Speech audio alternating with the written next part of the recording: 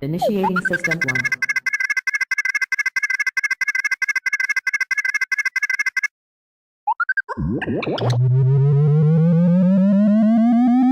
System 1 loaded.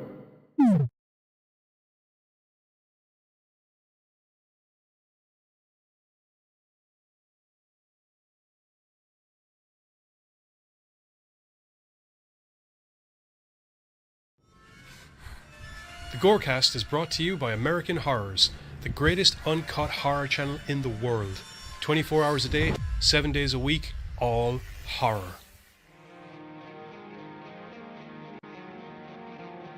As well as the station of decapitation without your head. America's longest running horror channel, www.withoutyourhead.com. The following program is rated TV MAL. It contains strong language and is intended only for mature audiences. Viewer discretion advised.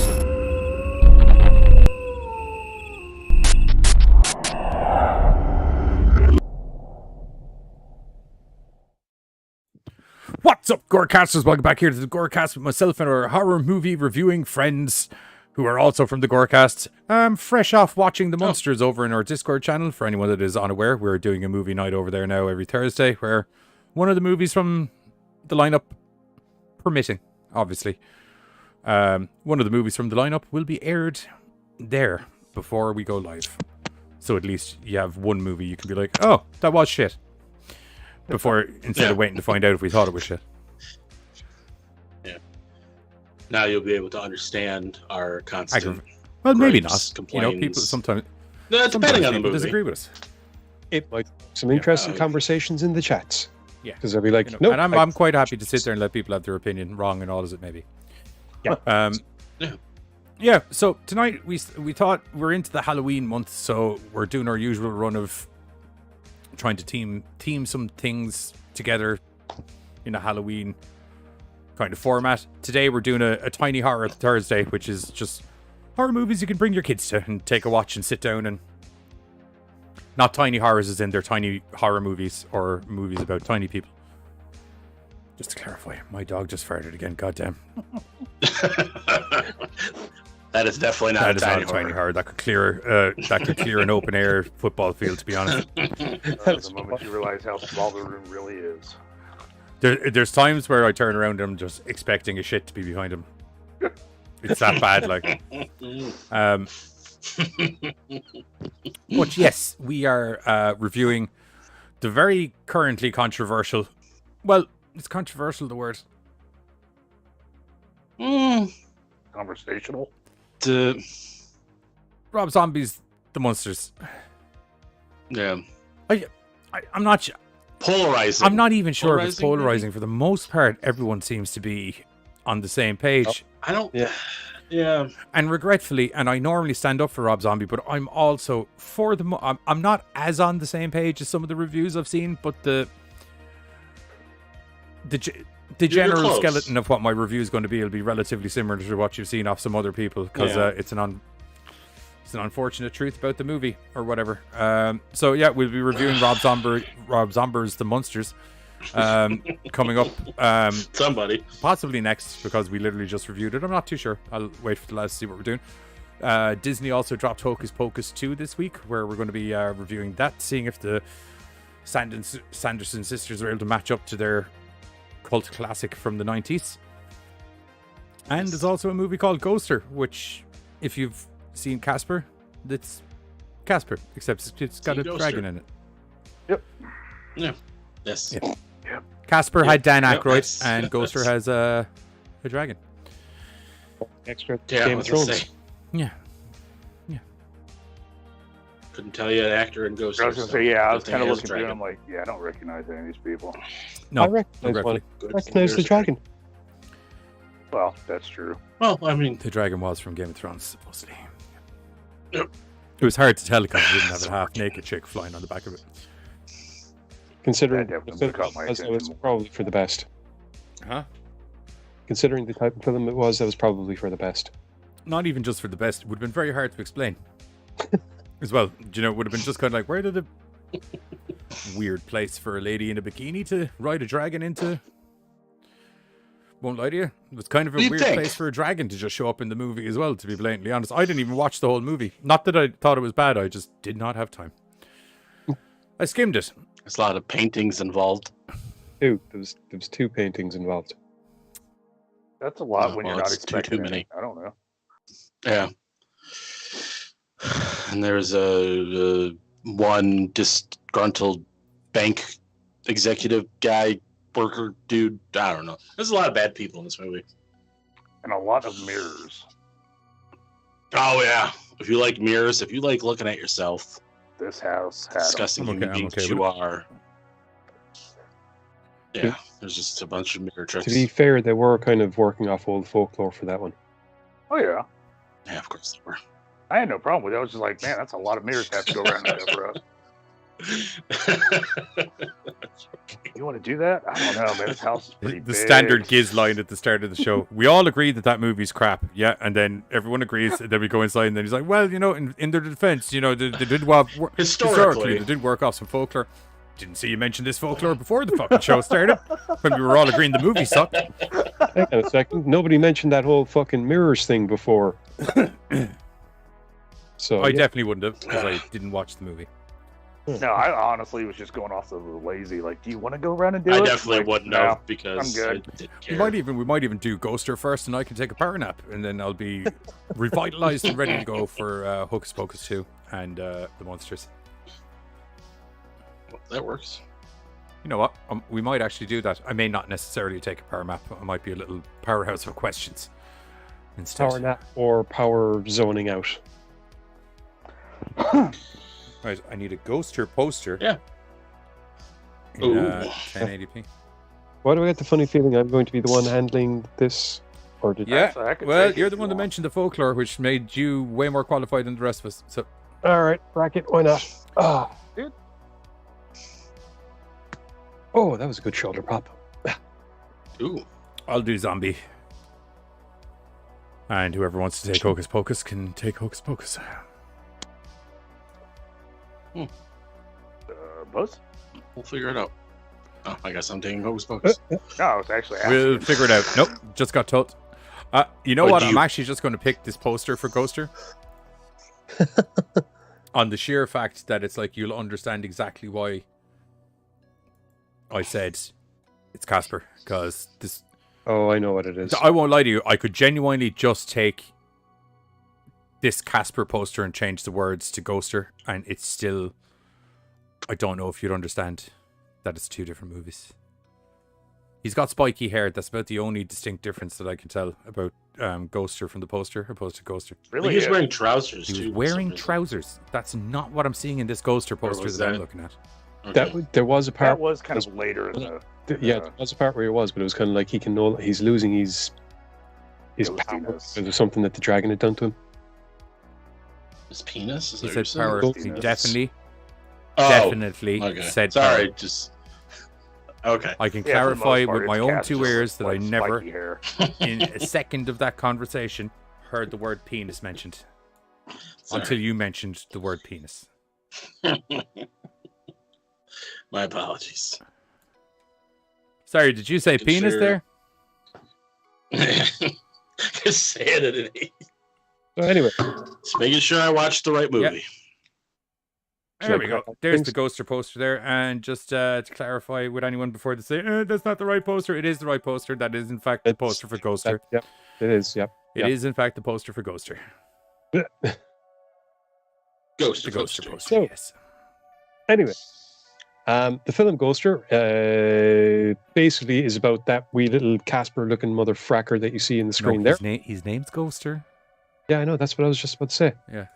Whose name is Ghoster. Yeah, I think you'll find that even in the bio, they said he's barely Casper adjacent. So anyway, at the start of the film, Ghoster is trying to make his way to Big Ben. Unfortunately, he's being chased by Drago's fucking spirit or something. It's called, what was it called again? Yowie? No, not Yahweh. That's a different thing altogether. Yuto. There we go. There we go. Thank you. Utah. So it's this great big dragon named Yuto, which we have been told was slain by this yeah. dude back in the good old day. Except the dragon got brought back as a spirit by an evil wizard for some reason. I don't know why. and told that if he could trap all the descendants of the guy that slew him, then he could be a real dragon again and slay the world, because that's what's fun. So as a result, Yuto has spent the last 100 years, well, last few thousand years, trapping descendants of this knight, but he can only do it once every 50 years, and it's got to be a brother-sister duo or something. That's the final link. It's a little bit murky on that, or else I wasn't paying proper attention. One or t'other. It was a little murky. Okay, I wasn't sure there for a second. Anyway, point is, Ghoster is trying to get his hands on this diamond that he thinks has been Big Ben. Unfortunately, it's an elaborate plot because Yuto's like, you little git, how'd you get out of the box? You ain't getting out of the box this time. Ha ha ha ha ha. Traps Ghoster back in the box again. Fast forward to Back present. in your box, Ghoster. Back In your box. Fast forward to present day, where you have, let me see now, Elizabeth and James, Elizabeth and James Oren, who are basically, how can I put this, broke, destitute. They are fucked. The bank has taken everything. They lost the shop, they lost the house, they lost the power, but apparently in the middle of the night they got a letter that says that like their last formerly alive wife, mother person is the final inheritor of this great big mansion that, you know, they should probably go and check out, because they could either sell it or they can live in it. But what they can't do is stay in the place they're in now, because there's people going to be knocking on the doors in the morning saying, get out. So, Catching the boot. So they go off to take a look at this mansion, and it is quite the place. It is foreboding. People think it is haunted. The locals are all excited that they got new neighbors till they mention, oh, we're in the big old house up on the hill. Yep, so you are. Well, see ya, bye. Got stuff to do over there. That's an actual scene in the movie. Yeah, Straight up Yeah. plague treatment. I'm impressed that you managed to do it word for word. It always impressed me how you... That's what it sounded like to me. I was like, oh no, I'm watching the movie all over again. I'm good at what I do. Fortunately, there's a hot cougar next door named Connie who's willing to help James. Sorry. Choking on my apple cider. You good, Buzz? I'm good. She's willing to help James move in because, you know, she's a friendly neighbor, and clearly she is single and looking for someone. Ready to fuck. I mean, It's okay though, because Elizabeth. it's a kid's movie. Yeah, Sorry. and Elizabeth gets to meet Mateo, who turns out is the son of the groundskeeper Juan, who they can't pay because that's okay because this place has an estate. And who is also DTF? No, I hope not. Okay. He's just down to garden. That's it. Down to okay, so DTG. Got it. Okay. Yeah, cool. totally DTG. So, Joseph, welcome in. How are you? as they are attempting to bring stuff in around the house, Connie suggests that they put blankets over the mirrors because it's supposedly bad luck to move into a house with uncovered mirrors for at least a week, because the potential is that any spirits that resided in the house that might have been there and caused by traumatic events from the previous owners could have basically transcend. Mirrors are seen as a way to go from our world into the spirit world. And Bullshit. Sorry. God, that Yeah, I was gonna say I that whole smell movie something. just like finally made a little bit more sense to me. Not now. the mirror thing. I'm aware of the mirror mythology. It's the you can't move into a house 1 week within the thing of the thing because of the thing. it's usually got to do more with if there's been a death in the house. Yes. It's similar in an old school wake. You'd actually cover all the mirrors. Yes, What I'm bodies? aware of the mythology of the mirrors. Just to clarify again, it's just the 1 week specific notice. I'm not necessarily explaining just for you this time. Anyway, so yeah, she suggested they Just for me this time. I was wondering. I thought you were taking a power nap. What's going on here?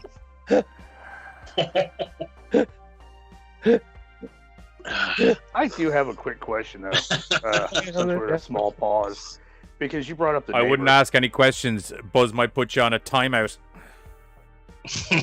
Because you brought up the neighbor across the street. We're supposed to be grieving mom, but as soon as dad sees the neighbor, he's all like, "Hey, we never really got the Yeah. amount of time that mom's been gone."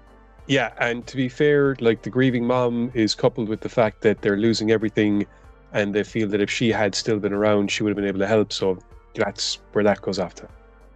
Yeah, no, it wasn't about that. I just meant like the time period, because like we're losing everything, so I kind of assumed it happened recent. Now that we're like losing everything now, but then all of a sudden Dad's like, "Oh hey, a new chick." call her your new mom, sweetie. Like, it just seemed really Like you said, awkwardly no weird. indication. We get no indication as to how long it was. So, I was like, wow, Dad is not Several broken up about possible this. moments and/or months later. so anyway, while they're trying to basically clean the crap out of the place and get everything up to spec, they're also being threatened to be evicted out of the house quicker than they wanted because somebody is looking to buy the house too fracking sweet and is putting leverage on the guys who are basically supposed to be putting leverage on them. It's a whole thing. So there's this thing. A lot of leverage. Yep. So Ghoster keeps trying to make contact with Elizabeth. Elizabeth keeps freaking out. Ghoster eventually decides to make contact with Mateo instead. Mateo doesn't freak out quite as much. There's a bit of a conversation, and then they kind of introduce Elizabeth to Ghoster and then explain, we need your help. We're related. There's the whole thing. You're in danger. We have to basically make sure the house doesn't get sold until the next full moon, because then we can go looking for the thingy that I need to save us all. So yeah, that's a thing. So it doesn't take long after that before Ghoster is introduced to fucking everybody who is Right? Yeah. who are all able to. Supposedly the dude that was working at the house knew Ghoster for a long Yeah, time. okay. Let's get introduced to everybody. caretaker. There needs to be a funny kids and ghosts scaring loads of adults montage. Which we got. Not a full-on montage, but We got You know. one. Well, we got a lot of scaring bank people. Yeah, they're also known as adults. It's straight. Well, weird that's thing, true, we got yes, a lot that of is- kids working for the banking system. No, Yes, Well, not yet. it is 2022. Give So. it time and No. fucking chips. They're fucking. Okay, I'm gonna come out of my nap for a moment. It's gonna be. Let's don't be think fair. they'll It's know not how going to to be. They're work going to be the hiring algorithms. young kids in the banking system. By the time those young kids are available to work for the banks, it'll be robots. No, dude, they stick microchips in the kids' brains, and that way they're using some of the brain power for banking without needing to actually use the kids. Mental siphoning. oh, that's just disturbing. It's also not happening. A kid's mind is infinitely more pliable and it's malleable, I suppose, is the best term to use. That's why we do so much learning when we're younger. That's an untrue statement, by the way, Joseph. Because as everybody knows, Blanche was gamey. Yep. I thought you were addressing the whole minds being more malleable when they're younger. No, I was Hey, addressing the kids. comment of a room full of nude pictures of the Golden Girls. No one would buy the house, and I'm like, that's not true. And Betty White. At least one. Betty White, yeah, do you know what I mean? I was going to say I can think of at least one multi-personality fictional character that would definitely buy it, and would probably pop up deliberately just to make a cameo first. Deadpool. Because Betty White. Betty White. Betty White. You were said never going to get the right off Betty White, though, Blanche. or the really old Golden Girl, because that woman had some stories. Yeah. Anyway, getting back Oh, to Robot kids, Chicken. because we have segued drastically from that. Just B. Arthur, then. No, not B. Arthur. Which one? No, what? Wouldn't- Blanche was wouldn't have Blanche was thought the that was Southern gonna girl, be- wasn't she? Yeah. Blanche was the one that was always horny. Yeah, the Southern the one. one. Yeah. Yeah. Yeah. Blanche was gamey. And there was Sophia. She was the older lady. Wampa, what's The going on? mom. Welcome in. How are you? And And then there was- Hikage, welcome in as well. Oh, and Tristan and Kegs. Hello. And Tristan and Kegs. Hello, Tristan's just stopping in for a Just second to popping say in to hey, say though. hi. I won't be staying. Had the worst day in month. Oh my god, sorry to hear that. It's probably made better by us talking about nude pictures of the Golden Girls. So I mean, that's got to Nothing's be. ever made. So anyway, Show me that, or no, I almost did this the wrong song. all Sorry. all the adults get introduced to Ghoster. They come up with a plan to basically scare every banker type fucker that comes along to the house so that none of them can enter because they all think it's haunted. Because That is- bankers, as we all know, can't decipher a child dressed as a zombie from real on Living Dead. I don't know. Anyway, this gives them enough time to basically get to the full moon, at which point they find the key in the owl, find the painting that is a portal, use the key at the moonlight to get into the portal, to then begin the quest to try and find the light knife, which Ghoster can use to shatter the crystal, which frees all of the other people in the family that the dragon ghost has already gotten. Hello, Spider. My, what a convoluted. series of events that needs to happen. When he said the hello spider, that almost felt like that would have been a part of the No, plot. that was When a he said spider. hello, spider, I started looking around. Because they did bring up spiders a couple times. No, in the movie, no. so I felt it something, worked. looked down and went, spider. Huh. I don't mean to Okay. shock you, Also, Rochi. Rochi There said will more be grenades. there will be no grenades featured in tonight's show. A couple of them. could No use grenades. them. But there is a painting of There's the a couple of big bombs bad. on the way, though. Just to let you know. So we'll just It's called Tuco. Dropping. He already bombs. did. I was Biohazard weapon. talking more about the monsters. Take care, Roji. Oh well, no. Oh, yeah, Not an that's accurate statement, though. All right. Good having you in, Rochi. I'll catch you later, dude. So anyway, they managed to solve the puzzles. They find the knife, and with the aid of Elizabeth's dead mother, because she was part of this as well, they're able to beat the dragon, seal him up inside in the casket, and Ghoster becomes a little boy somehow, even though it was at least 50 years since. 50 years, because it was 50 years since he was dead. But it's okay because he comes back as a 7-year-old, and since he was closer up the inheritance food chain, the entire place belongs to him. Therefore, the lads can't take it, but it's okay because he happens to have a back pocket full of diamonds anyway. So, gives them to the banker dude. He's happy. He fucks off. There's a nice little dance celebration because they all get to live in the house. Banker dude picks up one of the diamonds, looks at it, gets a shock, and then his eyes go blue like Yuto's eyes were, and there might be a sequel. Probably won't be. So, yeah, that's pretty much the story of Ghoster. Yeah. So it's for anyone that hasn't seen Casper, I'm sure it's great fun, you know. But if you have seen Casper, then it's kind of like, oh look, they It's did a remake Casper of with Casper. they made Casper with a dragon. They had a great story for a remake of Casper and couldn't get the rights to Casper. So they Literally, I just pulled up the trailer for Ghoster here. Literally, one of the first comments is Casper called. Their lawyers would like to speak with you. Yeah, that's okay. I have a headline that says Casper ripoff, so like everybody kind of sees it. It's okay. Like I said, Game of Thrones, I'm sure, kind of turned around and just went, hang on a second. Why is Drogon a ghost? Why didn't someone making Drogon a ghost? If you're a fan of knockoff Casper, dragons, and a very convoluted story, then this is the movie for What you. sort of story? Sorry, what sort of story was that? No, I'm not going to say that again because I nope. Looted. I don't even think that was an It, actual word. it wasn't. No, convoluted. Convoluted isn't a word. It's convoluted. Yeah, that's what I was Honestly, And I'm not even drinking. I am I drinking, but I'm not I drinking. wasn't even going to correct him because he was making such a good effort and it just flowed. He's Let like, it go. Let it go. So look at that little boy try. The effort put in. I tried to use big words, Yeah, guys. we appreciate it. Just didn't use them Suppose it's correctly. trying words, people, and we're good. You know, we have to encourage that. It's So we have to tell him he's wrong, so he knows better. Yeah, but well, you don't know how to. he at least I tried. don't have to. I just can't help it. Yeah, well, Buzz don't do words is a catchy sentence opposed to Buzz do words badly. Buzz don't do words needs to be a t-shirt.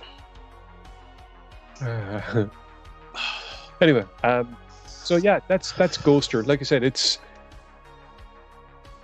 is what it is. It's a Casper remake that for some reason didn't have the fucking rights to call itself Casper or anything like that. So they grabbed Game of Thrones dragon. Then, stuck it in a bag, I and hate ran to with be it. the one pointing a hole in your thing that you said, but if they didn't have permission to do a Casper remake, then it's not a Casper remake.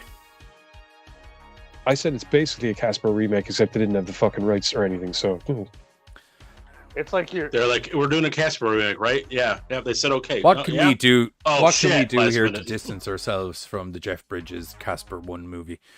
How about, I'm just throwing it out there, our Ghost has spiky hair. Mhm. Okay, that's pretty different. Okay. let's Have you seen Game of Thrones? Dragons are quite popular right now. Was there Yeah. a dragon in Casper? I don't think so. I know No. there was a lady that was kind of like a dragon in one of the Casper movies, but I don't believe there was an actual scaly bona fide dragon. Let's fuck a I dragon will in there. say, out of all those special effects, the dragon looked just boss as shit. because they stole it. I get it.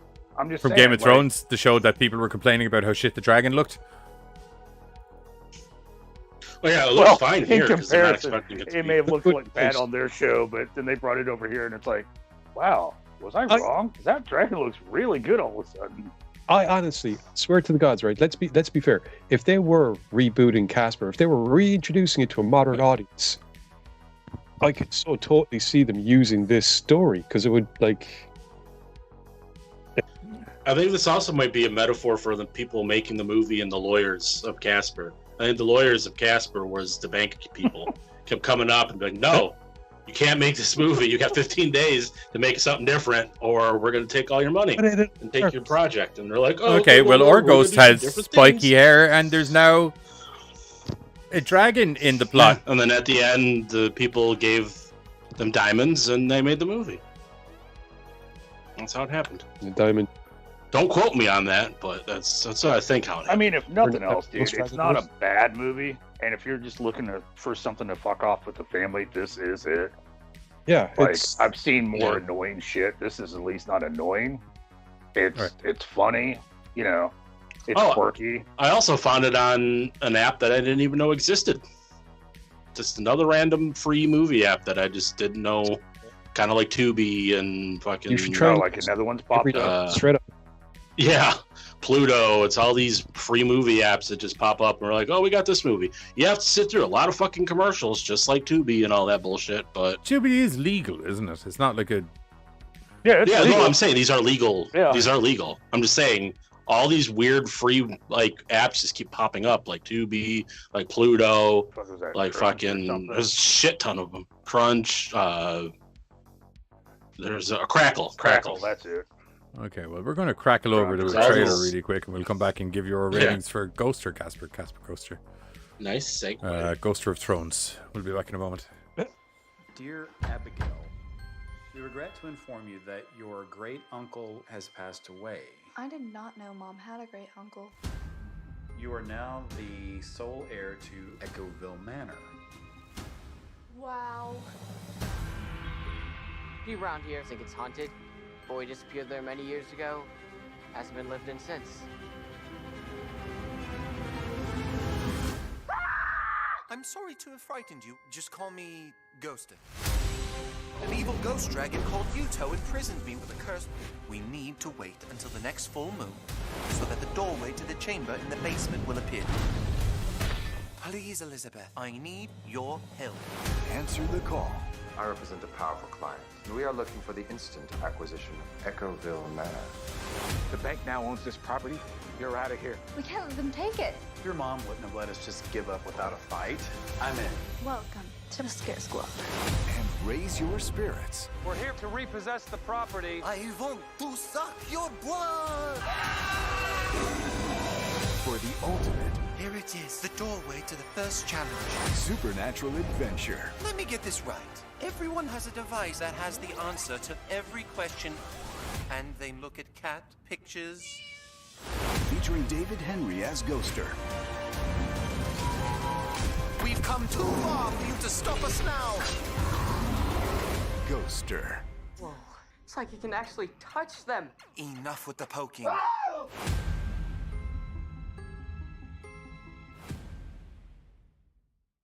90s, early 2000s. Universal Pictures. Yeah. Oh. And it's on Tubi, the other free app. Maybe you should have watched it on Tubi. I should. When did you say Lionsgate started? I thought mid to late 90s. Oh, yeah, 90s, yeah. Sure, Casper would have been 90s. Yeah, but Casper would have been early 90s. That's my point. Lionsgate started in 97. No, Casper's 95. Which would have been before Lionsgate. Like 2 years. Yeah. Yeah. The discussions we have during trailer time. Yeah.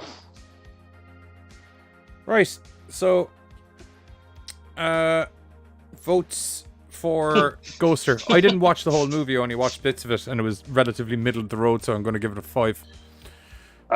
JC said this was my COVID fever dream. Ghoster. Yeah. You'll Ghoster. think it's you'll think it's Casper. Yeah. And you'll be like, God damn, I must be tripping from this COVID because I was full sure I put on a different movie. And then when you check your watch history, it'll turn out you did put on a different movie. It's just Casper. No, Ghoster. It's Ghoster. Sorry. It should have been like it should be called Casper, and it should be a Casper reboot, and it should fucking because I think it works as that. And yeah, it's just. Is this how the Mandela effect works? Yeah. In 15 years on TikTok, there's going to be some jackass been like, everybody knows that the guy's name's Casper, but there's all these other people that believe his name was Ghoster. Or the other way around. Some other fucking... I don't fucking know. Probably the way I said it, because I can't see this been more popular than Casper, to be honest. But I remember one of them had a dragon, so I don't know if the other one... Did you know that he was actually originally known as Ghoster, but everyone thinks his name was Casper? No, fuckhead. No. Wiki something, you fucking... It's like the Sinbad thing. It was a real movie. I remember that movie. I saw it. It was fucking terrible. Hang on. Wait, somebody's saying Sinbad wasn't a movie? Do you know? No, not Sinbad the Sailor. Do you remember Sinbad was in a movie where he was a genie? Oh yeah. Yeah. Supposedly that movie never existed. No, and it got to a stage that no, Kazam was Shaq. Yeah. Oh yeah. Shazam was Shaq. Hold on. I know exactly what you're talking about. I remember watching it. So now, what happened was the movie was shit. It was also straight to VHS, so there was no there was very little TV marketing or anything. That's why it looks like the movie never existed, because it's just there's no fucking hell, Tuco. Jesus Christ, he's unconscious. I can't even give out to him. So, what is it? Good Lord. Anyway, what was I talking about? That fart has literally wiped my Sinbad brain. Genie movie. Yeah, but that movie existed. It got to a stage where Sinbad had to come out and he goes, "Yeah, it's there. It's not on my IMDb because I was not proud of the movie because I was on a lot of crack at the fucking time, and it was basically." No, he was in Kazam. He just wasn't the genie. Okay. That's not. No, I'm just what we're talking about, and it's also shit. I know. Yeah, I'm giving the film a 7. Okay. Oh, just, God, A seriously? fucking 7? Wow, even I gotta worry about that one, dude. Because it is a good kids movie. Stop that. Okay. It's a good rip-off of a good kids movie. No, it's here I am. I'm like, okay, just, well, it's I like family movies. Apart from that, I think it's just as good as if it was, it should be a Casper reboot. But anyway. Okay, see, and I was like, well, it's a good family flick. The acting's bad. CGI's not great. I was gonna go 5. I went 5 because what bit of it I saw was I was like, this is just I've seen middle better, of the road. like family movies. Like Beethoven. Yeah. Right. Ooh, that's a good one. I was gonna give it a 5 too. It's kind of right there and smack dab in the middle. Yeah. Never let it be said that I don't like fucking shit up for people. Ghoster, you We never reached said the next that. level. Congratulations. We didn't think you could. I was hovering on a 6 there for a minute, and then I was kind of like, no, fuck it. I liked it. Where am I rating? I'll just do it with this. Oh, it's not a higher score than fucking Ghostbusters, Roshi. No, it's not a higher score than... Get over it. We did Ghostbusters during the previous rating systems where we only went to 5. Now it would be a full Sean Spears. No, it's 5.5. Yes. That'd be a 10. No, because if you... We're talking about Ghostbusters, not Ghost Rider. Oh, Ghostbusters, yeah. Yeah. I fucking won't get over it. Well, that's your problem. Am I wrong? Your problem and our joy to exploit. I ranked None of us are exploiting. He's the one that brings it up the whole time. None of us are exploiting it. No. And when he does, we exploit it and take joy from the fact. Yeah, a little bit, yeah. It is kind of funny. Let's go to sleep. I've never been abused for a rating so much in my life, especially the fact that it's like I gave it a fucking 5. So I don't know why people are fucking. Yeah, I gave it a 4. Two, which I it's the thought two was still McFuck fucking nuggets fine. here that didn't. Right. No one can see my mouse moving. It's the last 2 screens on the right there that threw out the skew of a perfect 5. Yep. I thought it was just Buzz. No, it was Carter. It was Buzz and was Carter. Okay, fair enough. It was a team And effort. he's also pissed that I gave Jason X a higher score than Ghostbusters. Damn it. Oh god, let's. Oh, Damn God. Yank rating system. Yeah, he's well pissed that you gave Jason X more than Ghostbusters. I also was a have little bit no pissed, and I part of like that. Jason X. So did I. I will not be part of that slander. I distance myself from that 9 or 10 or whatever. Right there with you gave it. from over here, behind this hedge. That's good times though. Anywho, go watch. If you can't watch Casper, watch Ghost. Right, like if you just can't find Casper. Bill fucking Murray shall shit on your graves, good sirs. Well, I think he would. He probably he was will. in Ireland literally a couple of weeks ago, and the rating system for Ghostbusters had come out before that, and I can't help but notice none of us have Bill Murray poop on us. Not dead yet. Besides, I shall be set on fire. Besides, he's getting a little bit of slow on the walk, so I'm not really worried about it. I won't lie to you. Likelihood with the way my life has gone over the last couple of years is there won't be enough of my body left or after whatever fucking killed me for anything to be pooping on it. I might come out as poop. You might You had to discover shit parts myself of my from the dog anatomy walk. in poop. I just don't feel. Oh god, JC wants to start a riot. There's no white horses in Halloween 3. Fucking hell, get the joke right if you're going to do it. Sorry. My cinephile OCD just kicked in there, and it's just like, there isn't even white horses in the fuck. I'm pretty sure he poked that bear deliberately. Yeah. But that's just wrong. That's the thing. That's not up for debate. That's just a wrong fact. Oh my word, he poked that bear. Stupid fucking white horses. Well, it's like I will watch the whole movie start to finish with you and be like, point me out the white horse in Halloween 3. It doesn't exist.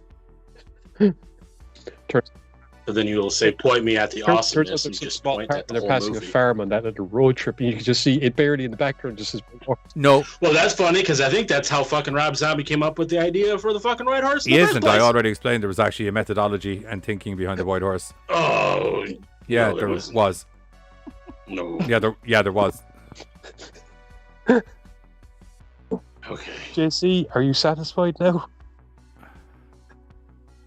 Like there was. Do you know what I mean? You going, no, doesn't make it untrue. It does, because I've heard the stories behind it. So. Watch Buzz implode. Do you know what the actual meaning, like representation wise? I know what it means. So yes, are you, but it has nothing to do with the are fucking you movie. telling me that if you actually know what the mythological meaning behind the white horse is, has nothing? I know what the meaning behind the white horse is, but the fact that it was in Halloween 2, there was no meaning towards that. Take the plot line of Halloween 2. Now, examine it in your head and go to that knowledge that you said you have about what the mythological meaning of the white horse through history was, and tell me that it isn't somewhat applicable to the scenarios going on in the movie. Am I saying that it's not batshit crazy to put it in? No. It was absolutely fucking batshit fucking crazy to put it in. Let alone put it in 5 fucking times. But there was some substance and thought process as to why it's there. It's not like he was just like, my fucking wife looked well boneable in front of a fucking white horse. No, Rob Zombie, that's debatable. Because that would be way his thought process sometimes. No, not BoJack Horseman. And yes, oh my god, why did the chat just get disabled there? What? What? Why did the chat? See what you guys did. You broke my the stream. internet. You fuckers. Rochi, I can see Rochi's chat popped up. goddamn fucks with your goddamn.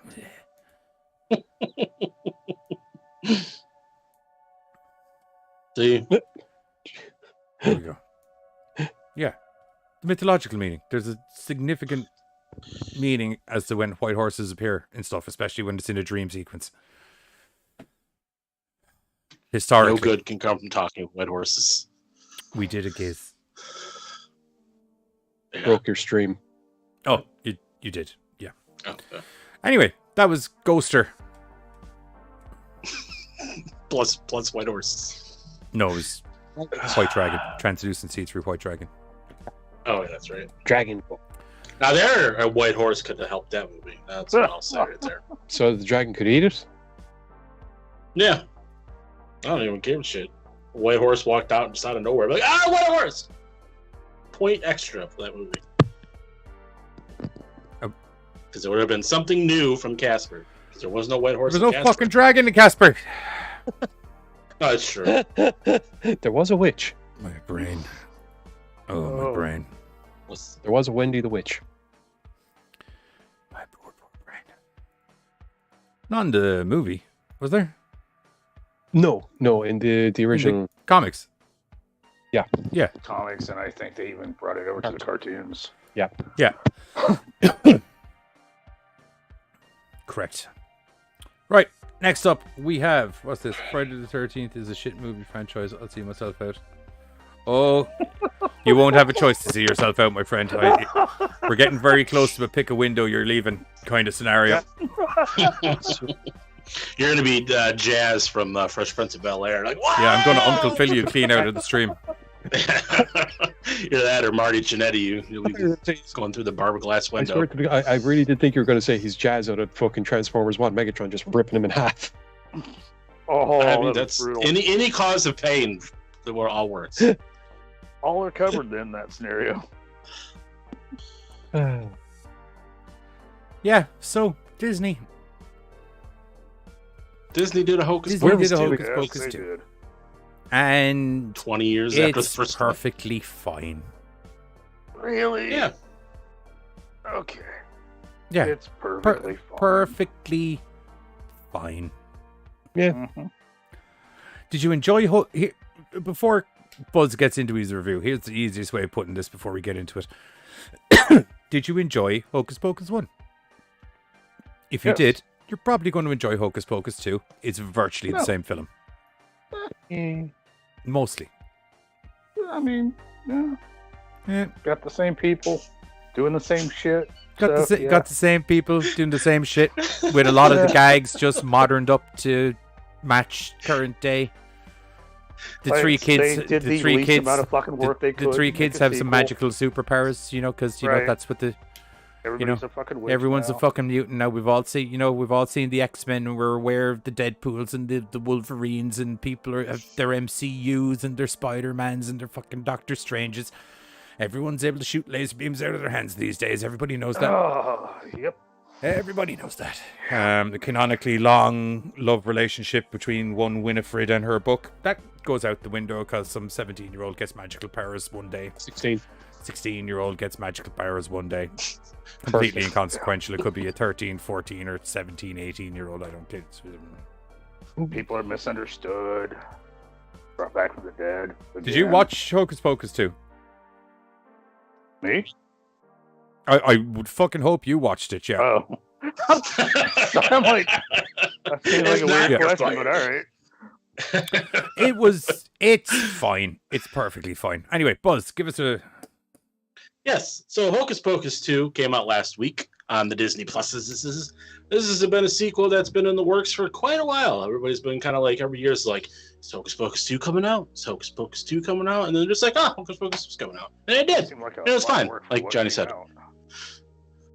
You know what? It's... At least they didn't Dumb and Dumber to it. That's what I got to say. Fuck Dumb and Dumber 2. Hocus Pocus 1 and just stick on Hocus Pocus 2 at the side. Yeah, that's what that poster I won't lie to you, that poster actually perfectly describes the thought process that went into Hocus Pocus 2 as a production in general. So how do we do this? Same people. Well, I could put How like about a 2 right look, there. okay, here's the thing. Shit, It's been yeah. so long since I wrote the first movie that I won't lie to you, I've kind of forgotten where the story arc was going to go afterwards. So I was thinking, how about we just take Hocus Pocus 1, add some new kids with some superpowers in there, and stick a big old 2 at the end of it. How's that sound, Disney? Fucking money. That's how it sounds. So, okay, cool. Awesome. So we start off Hocus Pocus 2 with a little bit of a flashback. We show how the Sanderson sisters, how they get their powers, or one of them had powers, or something happened. We meet 3 kids that annoy the fuck out of you for the first 5 minutes of the film, is what Buzz is trying to say. Sorry, what? I thought the 3 kids playing the mini Sandersons were really good. Yeah. Oh. Right. Okay. No, that's what I was waiting for. Rochi's like, Buzz didn't watch it. Buzz didn't watch it. I did. The eldest sister. I did. The eldest sister, it's her birthday, and she gets power. And Yeah, Bette Midler's character. yeah, it's like the other 2 siphon off of her power, and because they start using magic together, they start getting power. Yeah. They're getting booted out of Salem, and their sisters were going to be taken away, and she was getting booted out, and she's like, "No, I will not have this." They run away into the forest, and they find Bird Witch Lady, the first witch, and yes, the first witch. And then things happen, and then 1993 happens. That's when the first film happened, and then we're in 2022, assumingly, because that's this year.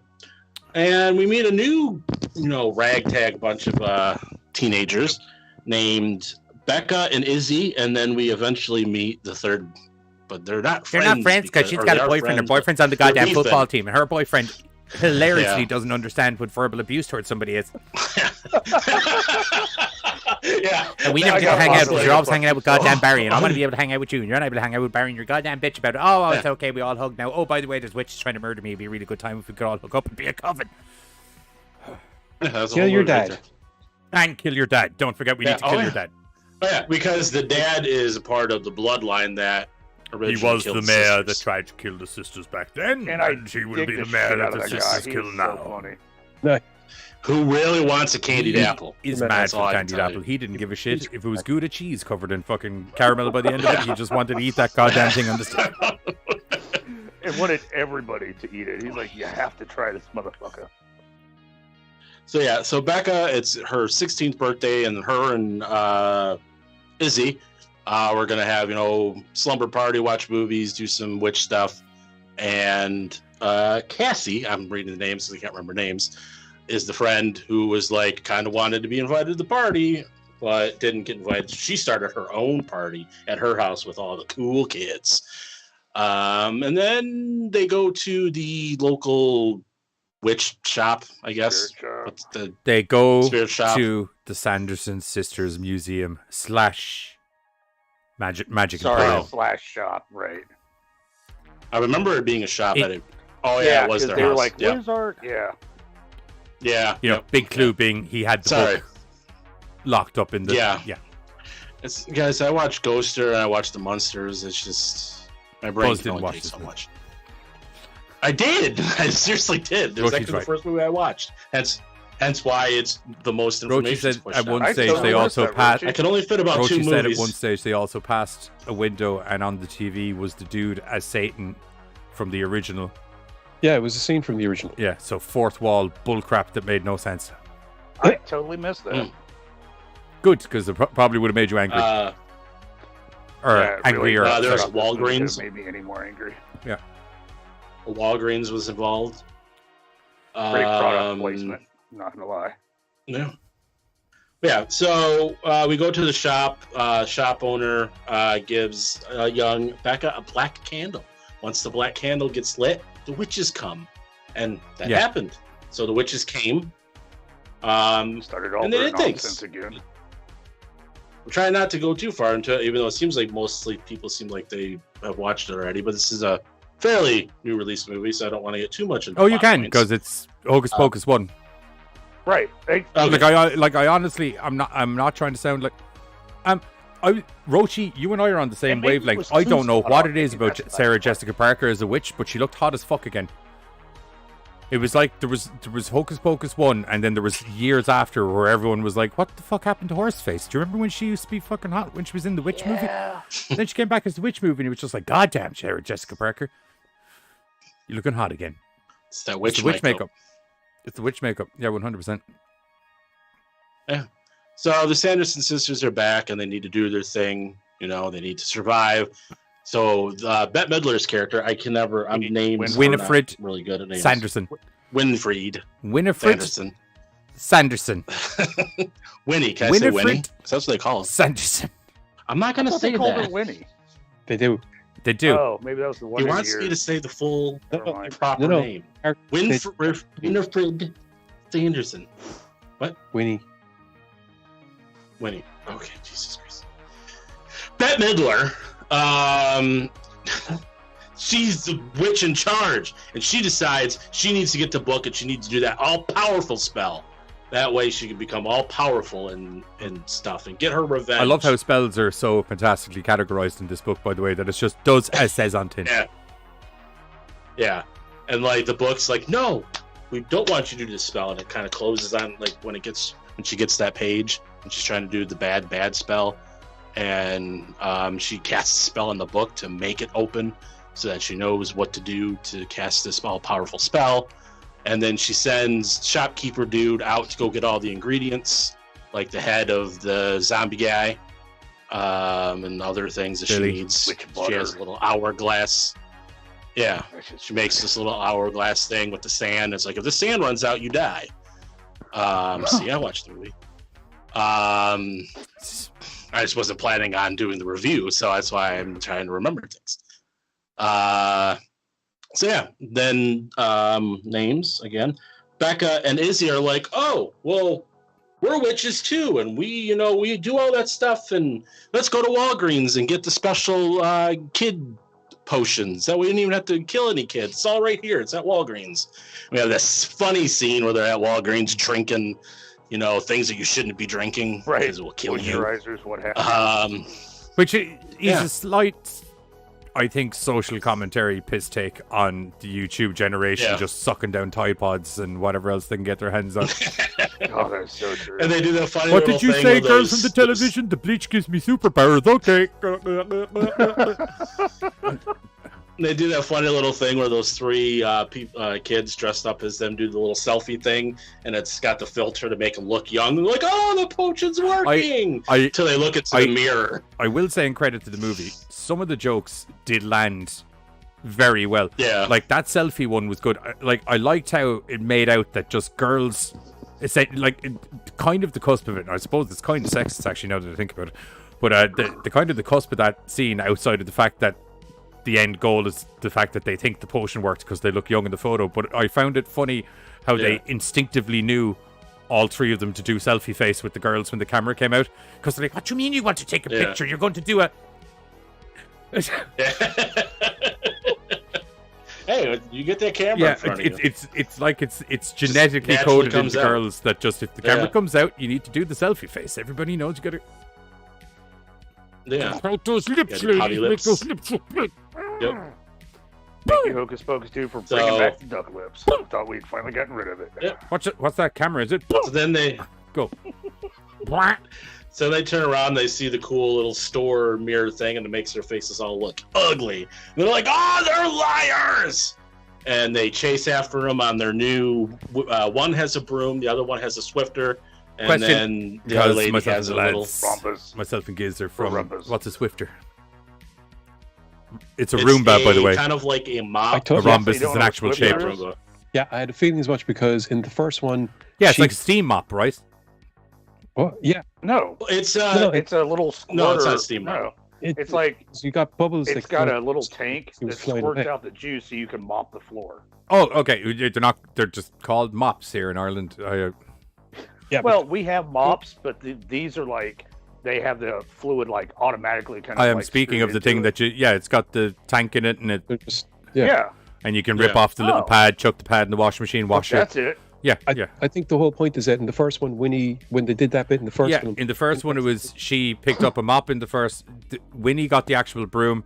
There was a Sarah vacuum. Jessica Parker's no. Sarah Jessica Parker had a mop, and then it was Mary Sanderson had the vacuum cleaner. The vacuum cleaner, which is So- why this time around it's Funny, but also them just completely rehashing a joke. So now it's instead of It's like Yeah, 2022 instead of Sarah version of Jessica what Parker they rode in the first film. having a mop, she has a Swifter, and instead of your one having a Hoover, she has Yeah. the modern Hoover, which are the Roombas. Yeah. And then the blowing the Which bubbles. those little devils. I was expecting that joke, and then they didn't fucking hit. It was like, okay, so we're just gonna rehash any fucking joke we can here. So yeah. Oh yeah. Sure, the whole dancing musical number was the exact same as well. Yep. So they chase after our two and protagonists. I almost said antagonists. That's not the correct words. Becca and Izzy. And they put them in the basement. And they're like, "You are staying here so we could do our spell to take over the world." And then we find out that Becca, is actually a real witch, and she has witchy powers, and she gets loose. And they go after, the Sanderson Sisters. They're trying to kill the mayor, which is Cassie's father.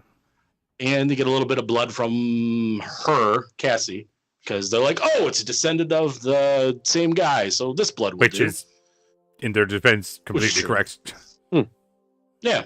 So they do that, and they do the whole potion thing, and it works. And she becomes all powerful, but she didn't read the warning that the book was trying to tell her. If you do this potion, you lose what means the most to you, which was her sisters. And then Bette Midler turned face at the end. Which was just The face so, the book backstab, she goes face. I'm like, okay, well, I just can't do this anymore. Oh, thank God, the credits. All right, cool. Her going There's face this other was a stuff bit that happened.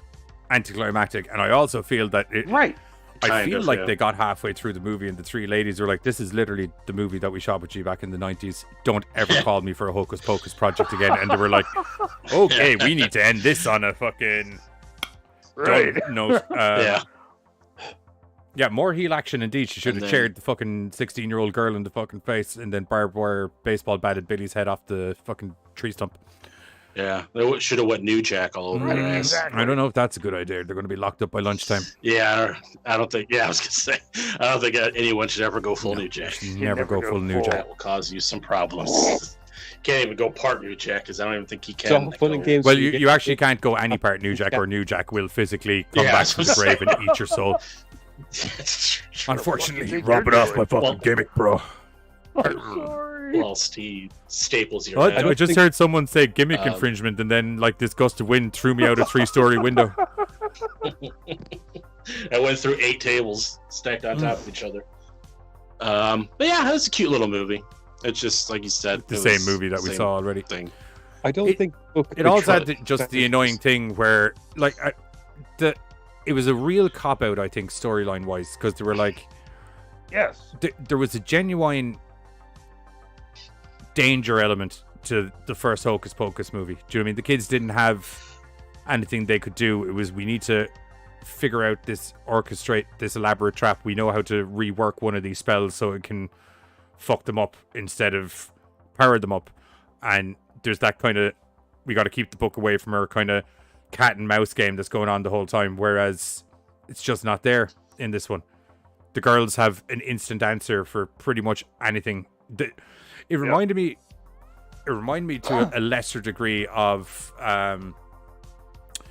one of the big glaring issues that was in the recent Matrix movie, was that like Neo was able to just fly out of literally every fucking scenario. Or no, sorry, not fly. He had that force push thing, Right. where once that force push thing got introduced into the storyline element, there was never an ounce of danger because everything was just like whoom, whoom, whoom, whoom. And it was the same in this. It was like the minute the magic got introduced into this, there was just a constant plot device that just got them out of every fucking scenario without any real elaborate thought process needed to do it. Oh, I know. Okay, here we go. Sequels. What? sequels, they can now do Hocus Pocus 3, 4, whatever, focusing on those girls who were the spiritual inheritors of the Sanderson sisters by the end of this movie. Okay, the three nice Well, that's a girls. given. Yeah. Yeah. They can now fight off evil. I mean, What evil are they going to be fighting off? I don't know. Any evil that comes out, like that's just it. Like, unfortunately, it's Disney. Like, okay, you know what, Mother Witch, maybe Hocus Pocus 4, the or book 3. Rochi got Mother put back. Witch comes after him. The book Rochi got put back into the Sanderson Sisters home / kind of historical museum piece. Do what? Rochi asked, quick question, how the fuck did the guy get the book from the first movie and the second movie? And I was like, to the best of my knowledge, I think that book just got put back into the Sanderson Sisters home, so it would appear that he bought it and all of his properties. He said that he saw them that night at the graveyard, and after that, he was just kind of stricken, like he wanted to suck up everything of them. Yeah. So he started tracking down as much of their stuff. Yeah, that's as why he he could. bought the museum house, and which all had of the its book. components. The book being one of them.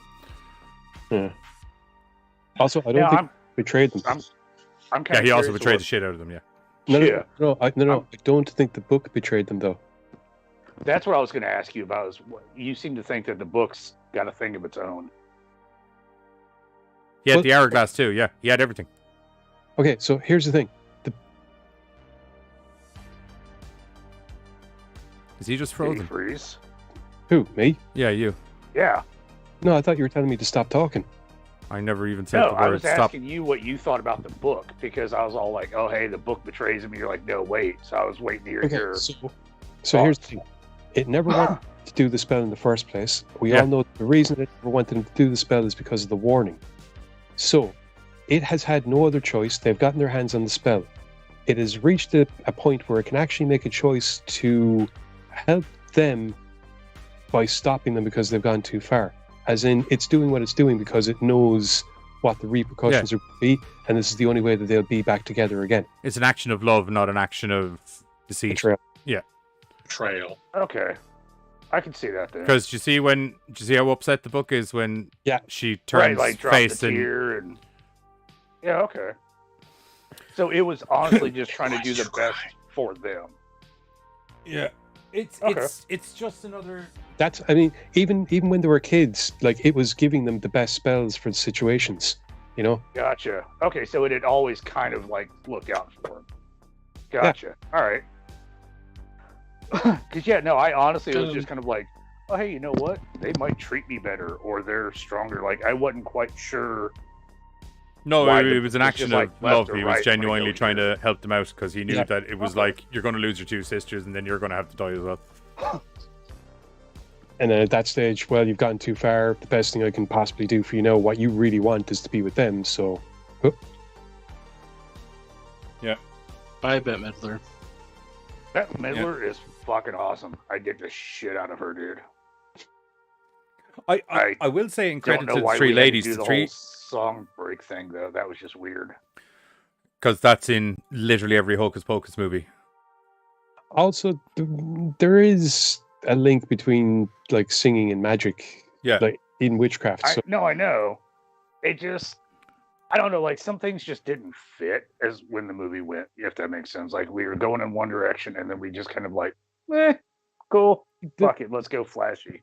the big one in the middle of town where they're one way or the whole one way or another bit, that kind of makes sense if it's being used as a spell because it's a mesmerism thing to get the It annoyed me that they did that in the pretty much the exact same way that it was in movie one. I did like the fact that they put the same spell into a different song, thus solidifying, that they start singing a song and then mix these spell words in. Excuse me. Do you mean because in the first time it was just like, oh, cool, the witches are singing a modern song and adding some witchy shit to it. Do you know what I mean? Like, that they're spelling people with it, but also the choice of tune at the time, was like, I put a spell on you. You're kind of like, oh, is it? What are we doing? Is it when they sing, they're kind of like sirens kind of thing or whatever? Or is this was literally like, no. It's they start singing and then they'll work the lyrics of the spell or the words of the spell in there, and then away you go. And I liked that they kind of not that it was badly explained in the first movie, but I like that they kind of really just kind of hit that nail home. I think you could have hit that nail home by doing a completely different scene where they do a dance number, though. Yeah. Opposed to it being to show up at a costume party again. And to go find the and get mistaken for the Sanderson Sisters. And then lose the fucking... and take his Because if caramel memory apple. serves me correctly, they also lost the fancy dress party competition in the first movie. Yeah, but I don't think there were as many people that were supposed to be dressed up as the Sanderson Sisters. There was a few of them. Oh my god, there was 2 movies that had a costume competition tonight. Oh my god. And a sing-along kind of vibe. It was just Oh yeah, that's true so too. weird. So Hocus Pocus 2 and the Munsters, same fucking movie. Well, Yeah, I'm mad to see you justify that when we get into the next. Right.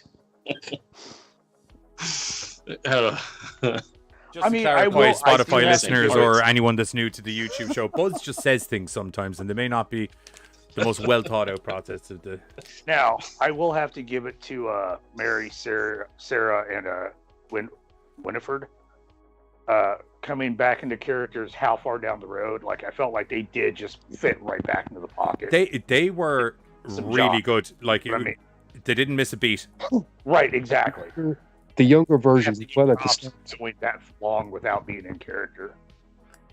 Yeah, and the younger versions at the start, the body language especially is where I was kind of like fucking hell, because there's stuff that like Okay. constantly doing with the hair and stuff like that, and the way that Winnie move or the way that Mary moves sometimes, and it was just like they've got them spot on. It's Well, there is a partial See, and I thought they like overdid it. Like they just tried too hard, especially the girl that played Winifred. Like The girl- I seriously the almost had young trouble girls, is making it? it through the opening. Yeah. I think they nailed it.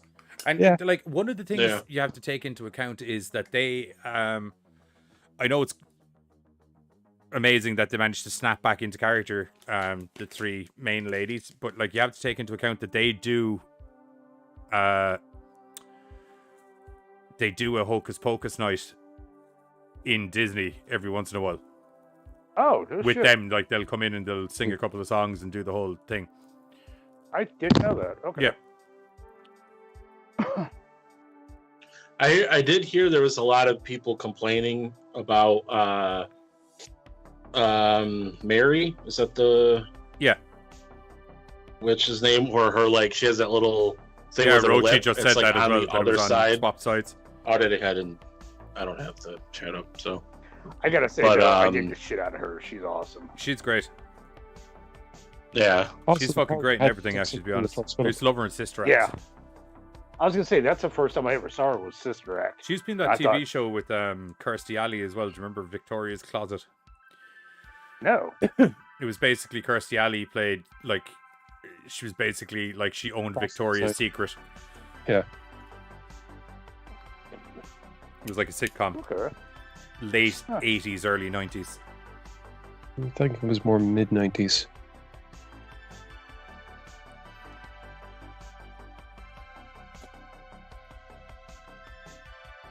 It was probably 90s. 97 to Or 2000. 90s. Yeah, Actually, no, that would I'd make never heard of sense. that one. Oh, really? It was pretty funny. She was also in Bride of Chucky. Kirstie Alley? No, the lady from Hocus Pocus? Hocus Kathy? Pocus that we're talking about. Yeah. Genie. Who is she in Bride of Chucky? I'm looking. Blanking. Fuck, I don't. Then again, it's been a while. Motel Maid. Oh, yeah. She finds the dead bodies. Yeah. I was like, dude, it's been a while, but I don't remember her in there. Been a while. And the other thing, like when the sisters, You don't were hear getting enough Stained dragged anymore. away- No shit. I can remedy that. When the sisters get dragged away, and the what was he? Not priest, but No, originally it was a Reverend. Yeah. thank you. I was trying to think of like it's religious. I can't think of his fucking title. But Preacher. he like shit himself, huh?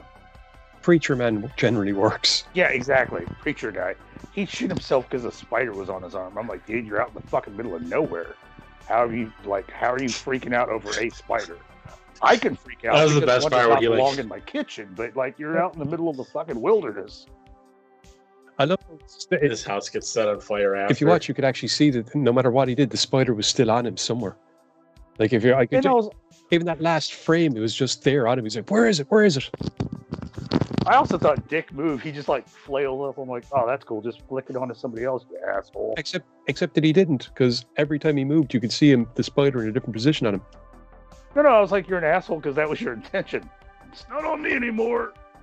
You asshole. Now we all have to figure out where it's at. Cool. Did you meet him as a character? He's an asshole. Yeah. It's one of his defining characteristics, actually, is that he's... Unlike his descendant in 2022, who's a nice man. Way who likes too candied happy. apples. Way too happy. Yeah. But Candied he takes apples. the bad days like rolling. Fuck it, I don't care if there's like a fucking... his meltdown when he comes home from where he gets the candy. He's like, I'm going to enjoy this. It might be not be a It could be candied fucking apple, but I'm gonna candy-covered sit Gouda down. cheese for all I fucking know, but I'm going inside, I'm sitting down, and I'm enjoying it, because I have had a rough day. And you know what? I appreciate that. You know, shit's piling up, shit's piling up, shit's piling up. I had one happy objective today, which was eat this fucking apple, and I will fucking eat it if so it's the last good. thing I do. Now, And I thought dude, one just, really like, cool thing... He had me rolling. I thought one cool thing they did was you did get to see Winifred be a lot more menacing, which is saying something considering. But like the way she snatched up the mayor's daughter, just like a little eagle out of the sky, I thought that was because you never got to see them do anything that cool in the first movie. It was like that was like genuine scary witch shit, you know, that you can just go. Phoom. And they did integrate the whole what we were saying earlier, where they just basically modernized the flying gag. They did integrate part of Mary's the little Hoover things into the plot by way of having them get them out of a protective Salt circle. Also, by the way, if you want to know where all of this necessity, and I love Supernatural as much as the next guy, but Supernatural, I think, is partially to blame for a lot of the younger girls' witchiness and stuff like that, and the salt circles, because they're like, okay, well, everyone's been watching Supernatural over the last 29 years, and it's just like, everyone's going to be like, hey, why don't you just put a salt circle around yourself? They can't do nothing with your magic, so I think we're probably going to have to add that into the plot, because that's the thing that's out there now. I didn't want to blame Supernatural, but yeah, I kind of wondered about that because it was like bad shit's happening. I say Supernatural. I know it's been in Buffy and other shows, but Supernatural, it was the old salt circle was a literal plot device to solve most issues for a temporary amount of time. Like when making a go bag, you always had to think of salt. Well, the idea, I think the idea of using salt to dispel evil spirits or evil magic is an old one, but yes, the salt circle. No, it's historically locked in, but I mean, on the cinematic level, it's the knowledge of how functioning magic functions is a little more out there than what it would have been 29 years ago. Yeah. So I think there was certain stuff that they needed to adhere to. Could I have done without the witch chick? Like, if it was a case of the three girls came together and it was like a coven thing and they were able to kind of like, you know, do that thing, but it was just your one essentially turning into fucking Scarlet Witch because the 16th birthday was just a little bit bullshit shit talking, in my opinion. Do you know what I mean? Yes. You know, because, like, canonically, Winifred and all of them, they had powers and they were able to do spells, but it wasn't until Winifred in the book hooked up that she got true power. Right. You know what I mean? And I don't think they did anything at the start until they got the book, and then it was kind of... Whereas this girl was already starting to shoot laser beams. Yeah. One thing that kind of confused me was it seemed, I don't know, like I said, I didn't really, I've seen the first one like a couple times. I wouldn't have minded a little more background story as to how your one turned out to be a literal witch. Thank you, bloodline. Because it was herself and her two friends bloodline. were also hanging out and doing spells and everything together. Stuff, yeah. The one thing that I wasn't sure of, because like I said, I didn't see the first one enough to really remember, but like at the end when the two other sisters started, you know, shooting stuff out of their hands, they're like, "Oh, we have powers too." Like, did they not know they had powers? The whole point was that Winifred was the most powerful. She could manifest. Whoever said spells. Whoever nailed it earlier, Winifred was the source of power. The other two, Winifred was like a conduit of power that siphoned it off down to the two other ladies until they all got true power. Right, like now all of a sudden when they start popping off, that was their own ability. Yeah, The other two girls could only ever do spells or help do spells with Winifred. Winifred could literally. Yeah, basically Winifred and Becca are natural magical users, whereas the girls Sarah, Mary, they can do spells. They've absorbed, they've picked up magical stuff through hanging around with Winnie and through using spells. So they can do stuff, but they can't manifest and use it the way that she can. And then when she uses the big spell, it's like giving them a jolt as boost. So now they're at the level that Winifred was at as she gets stronger and stronger. But unfortunately, all they got to do is their little laser pistols, and then they were like screwed over. Dusted. Right, Snapped his exactly. The spell. Holy shit, we can do some shit. Oh, we're fading. But it's kind of like they got halfway to they were halfway through the spell, got interrupted, so the girls got a power boost. They finished up the spell, and all that power boost went into Winifred.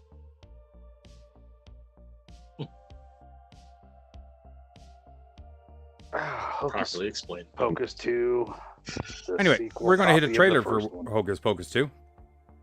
And then we can determine if it is, in fact, a copy of the first one. We'll catch you. We'll catch you in a minute. I banish thee from Salem forever. They were right to fear thee. Magic has a way of uniting. Happy 16th birthday, child. I have a gift for my favorite customers.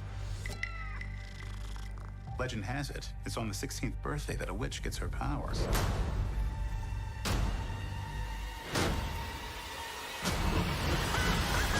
Lock up your children! Yes, Salem, we're back!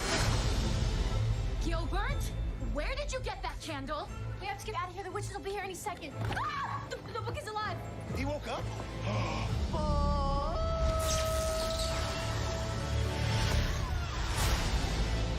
If we intend to live past sunrise, we have to steal their souls. Whoa, wait, can we talk about this? No. We must fly!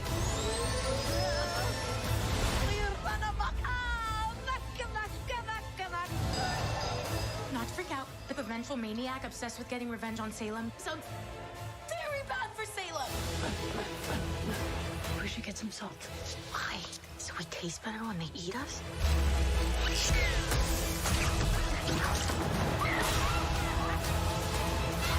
Spread out.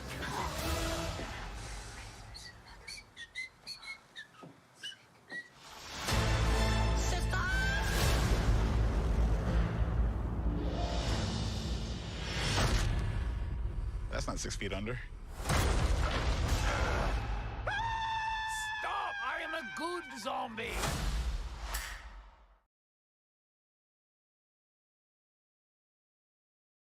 Now, there we go. And we're back. That is the trailer for Hocus Pocus 1 or 2. No talking cat, so probably 2. Yeah. But there was a There black was cat. a black cat that never talked. Just didn't talk. Yeah. Stop. You're waiting for I it think to talk, but then they didn't recast the voice guy because if memory serves me correctly. Let me just double check the cast listing for Hocus Pocus because I believe the actor's dead. But I also thought they solved that they're like he got released or something in the first one. Yeah, he did. Like, so he wouldn't have been still in right. Yeah, because that's the whole point. He gets to go off and be with the spirit of his sister. Right.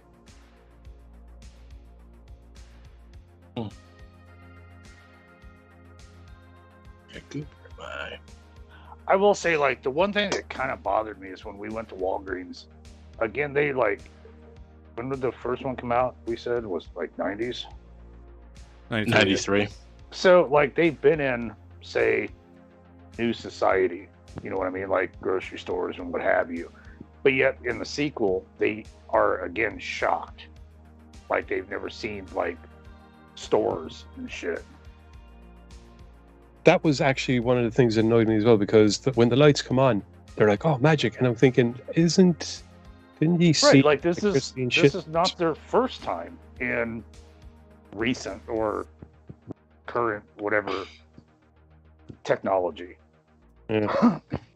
So I felt like that was another kind of like, well, we don't have any jokes for this section.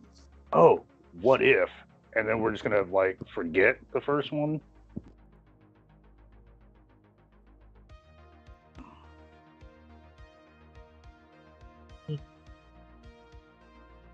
And then, of course, they had the closing song of the three of them together in that record studio. That was just a little weird, too.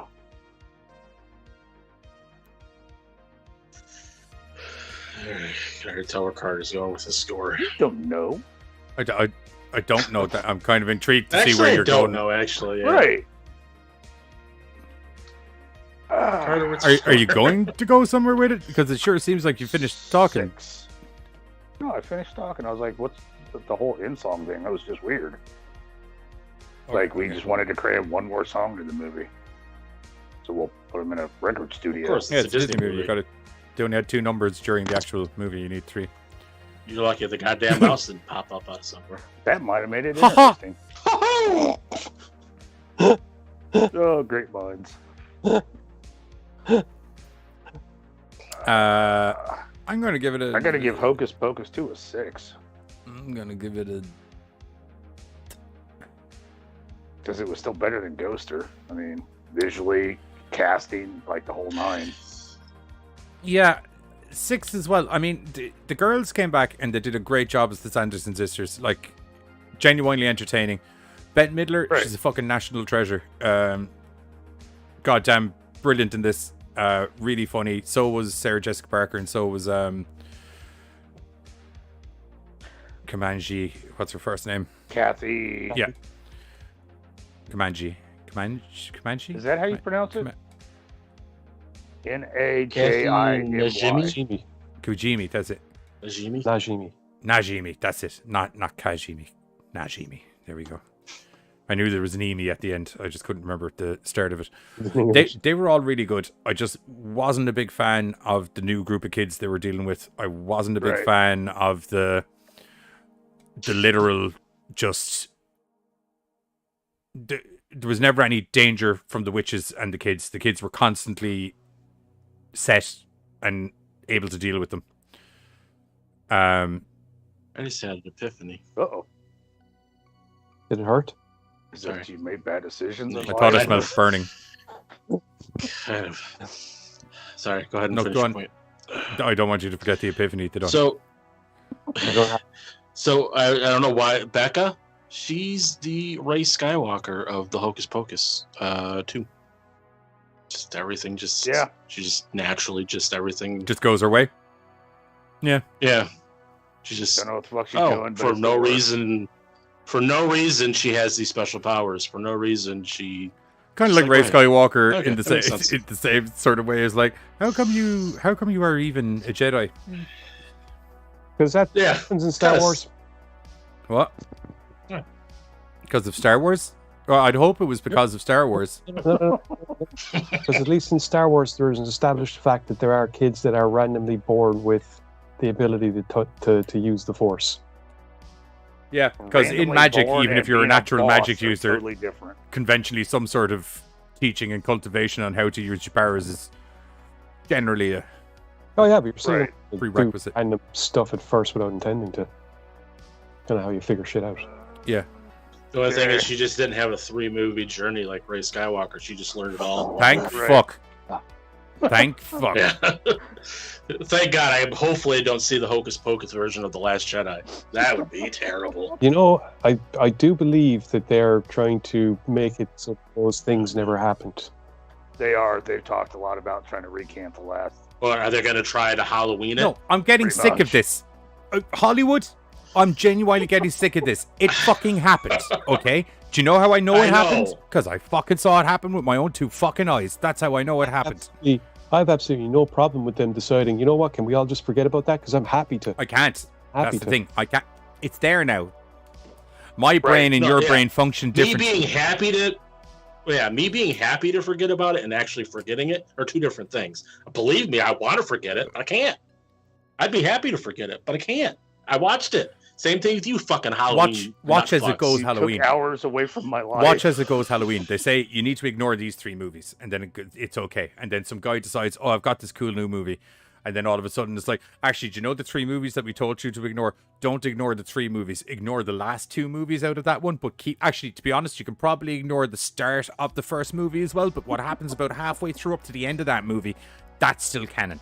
Well, technically all of that first movie is still canon because you can't just eliminate half of a movie, if you know what I mean. So we're going to say the whole first movie is canon, but really you just need to kind of focus on the second half of that movie onwards. That's mostly where the canon is. The other 2 movies that are directly linked to that movie, they never happen anymore. This is where we're going with this movie now.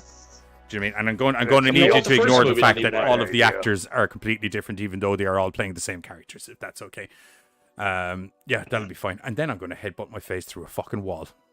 Yeah. And hopefully, if I do it hard enough, I'll look like fucking Han Solo stuck in some carbonite. It's the only upside I can see to. Yeah. Yeah. Okay. It's a 6 from me for Hocus Pocus as well. For all of the reasons that I said above. 6. Okay. 6. Yeah, I got a 6. Same thing. The number of the keys. 7, because if I gave anything lower than Ghoster, you'd all bitch and whinge as well.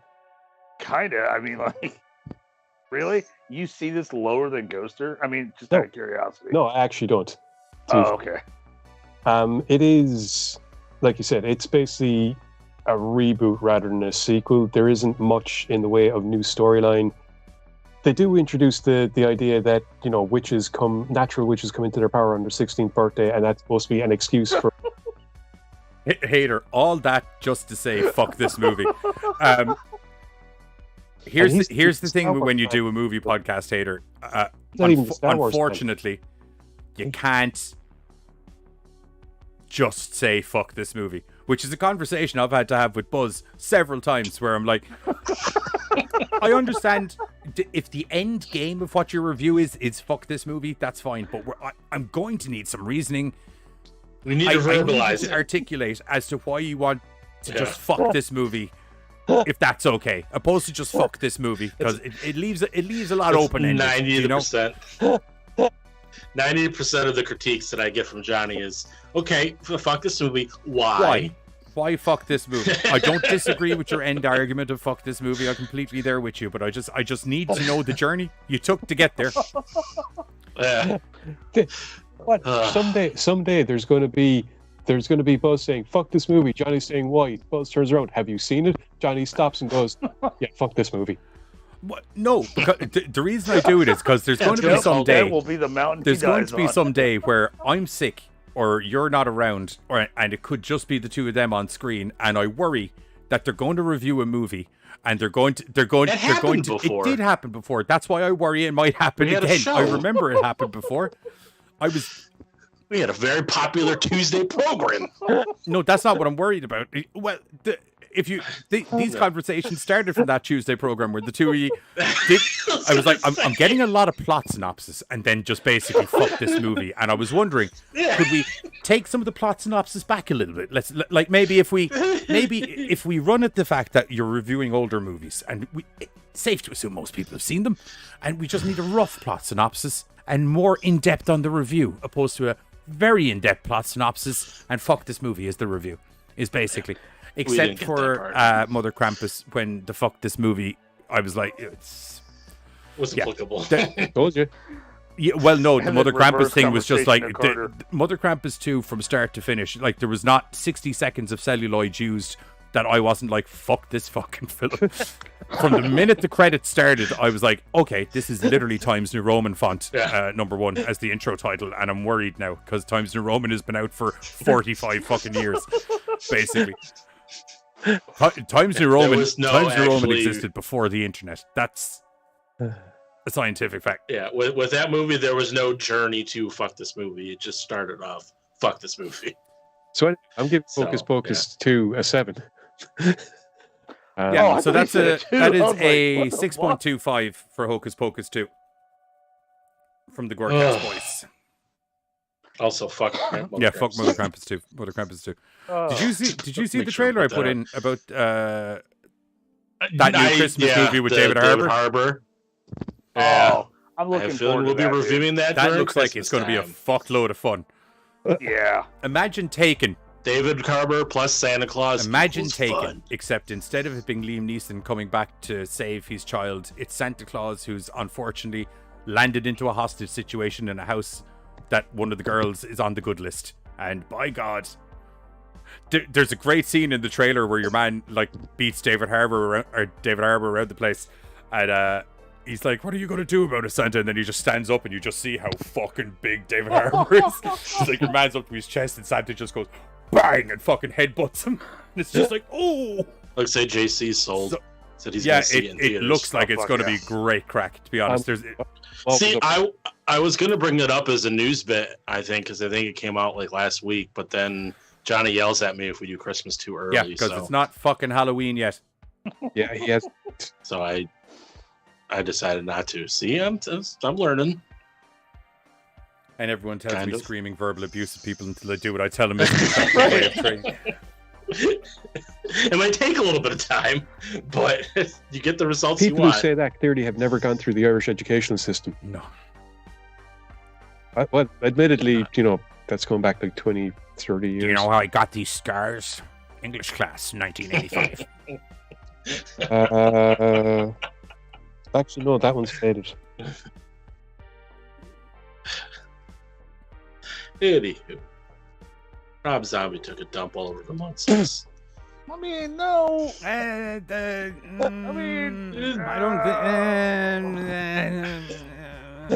Oh man, I'm just so A colorful dump on the Munsters. Dump is a bit of an over. There's only, honestly, out of all of the things you need functioning to have a good movie, everything is fine. Except the story. Everything is fine in Well, well, no, there is a even story the there. They just story. never explore Yeah. any of the plot points. Yeah. Right. Okay, sorry. I mean, There's like, he two literally glaring went problems down and with checked it. the box. Unfortunately, the two glaring problems are two big problems when it comes to a movie, which is the dialogue is dog shit and the storyline isn't ever explored properly. Because, like, obviously, for anyone who's unaware, we're talking about Rob Zombie's version of the Munsters. So, essentially, this is a prequel. It takes place back before they're in 1313 Mockingbird Lane. They aren't even in the soil known as America. They are still living in Transylvania. Lily Munster is a lonely waif looking for a cold, dead heart to warm her cold, dead heart in her coffin and keep her company in the belfry with the bats. And I'm trying to say things in a weird way, the way the Munsters would. Do you know what I mean? The thing. Anyway, Lily's lonely and horny, basically, is what's going on. Just a little bat Richard out there Brake. fluttering around looking for love. Richard Brake. Grandpa is still living with Lily Munster, or should I say the Count, because he's yet to be a grandpa, because the Sprogs have not been sprogged yet. Right. Which that took me a little bit of getting used to, hearing him be the Count did. instead of grandpa. But totally understandable. That's, if there's no grandkids, he's not a grandpa. That's basically the way of it. So we open up Richard Brake and his buddy. Actually, I got a who. Oh, Jose Garcia. Yeah, what's his fucking what's Flop or Jordan Wolfgang? No, not Dr. Wolfgang. What's the fucking Flop? FLOOP. Yeah, so Dr. Wolfgang, he's essentially the Dr. Frankenstein kind of guy of this movie, and Flop is his Igor style assistant, and he is trying to create living life in a way that has never been created before by making a Frankenstein style monster, who he wanted to be super intelligent and super cultivated and a revolution in thinking and all of this kind of stuff. Unfortunately, Flop there was a very smart brother Flop's who a busy man. Flop's a Thinking busy man, hard. and there was a set of brothers, one of them being ridiculously intelligent, the other one having a wise mouth and being dumb as shit. Ridiculously stupid. And unfortunately, Flop being a bit of a numbskull himself, he may have got the wrong brother. He got the wrong brain. To be fair, I don't think it was a mistake to make. He wasn't aware that there was two Von Rathbones. I don't even think Wolfgang was aware there was two Von Rathbones. Let alone that they were both dead. Exactly. So Right, but it's called- just tagged. It's tagged Von Rathbone. Yeah. It's easy to blame the underling, is what it comes down to. Even in modern day medicine, toe tags, they don't hold the greatest amount of information. Right. And look, You could drop it on the wrong toe. Who knows? All he wrote down was the surname anyway. Yeah, Neither you know, knew right. You know, so if anything, now that you mention it that way, if anything, this falls back more on Dr. Wolfgang. Exactly. Yeah. Proper So, diligence. anyway, long story short, so he makes a Frankenstein monster. Dr. Wolfgang, he's a fucking ridiculously good scientist. Surprise, surprise, his experiments work out well. The monster is born. That monster has no name instantaneously. The unveiling happens. He... Well, I just blew my joint all over the fucking table with that laugh. The unveiling did not go the way he thought it would. Yeah. Well, But it I was won't lie to you now. Just because this happened, it's getting it too. Come on now. Think of the color grading. Rob Zombie caused that. It was stupid. Rob Zombie caused that catastrophe. You're a scenario that a Hoover is going to have to unfortunately resolve. Anyway. Oh yeah, there's a joint in the keyboard now. just tap it upside down. Live? Oh, good. Okay. Now you can see where my problem is. I was like, I'll just give it a second there. I'll just throw that one word in there. I'm sure. Put it out there. I was like, oh, yeah. All right, cool. So anyway, yeah. Herman is made. There's a big TV launch to kind of brag about what a cool invention he has. And it doesn't go as according to plan as Dr. Wolfgang would have liked. Does go quite well though, because it turns out what he lacks in cultivation and sophisticatedness and intelligence and piano playing skills, he more than readily makes up for in dad humor, which it turns out in Transylvania goes down a treat. Now, is the humor very dad jokey and kind of crap? Yes, but technically, if we look back on the Munsters, it's supposed to be 50s. It's a very 50s style of humor that's in there. I'm not gonna lie, I was kind of mad at myself that I laughed at like damn near every joke he said. I won't lie to you. There's a couple of them in there that I was just like. The one for the Count is brilliant. The one for the Count is fantastic. Oh, when he's like, "You'll date my daughter over my dead body." Sounds delightful. I was referring to I hear you're a comedian. Why don't you give us one? Oh, I got one that'll. Oh, how do you keep an asshole in suspense? Well, I'll tell you later. Well, how do you keep an old, decrepit, over-the-hill vampire in suspense? He's just kind of like... I'll tell you later. I'm not gonna lie, like those jokes had me fucking rolling, and I was a little pissed at myself for laughing, but they were still funny. So, anywho, Munster's been created, Herman has been created. Herman. He's got a illustrious stand-up career, albeit a little bit Yoko Ono-ish and improvisational at times. Kind of rock start.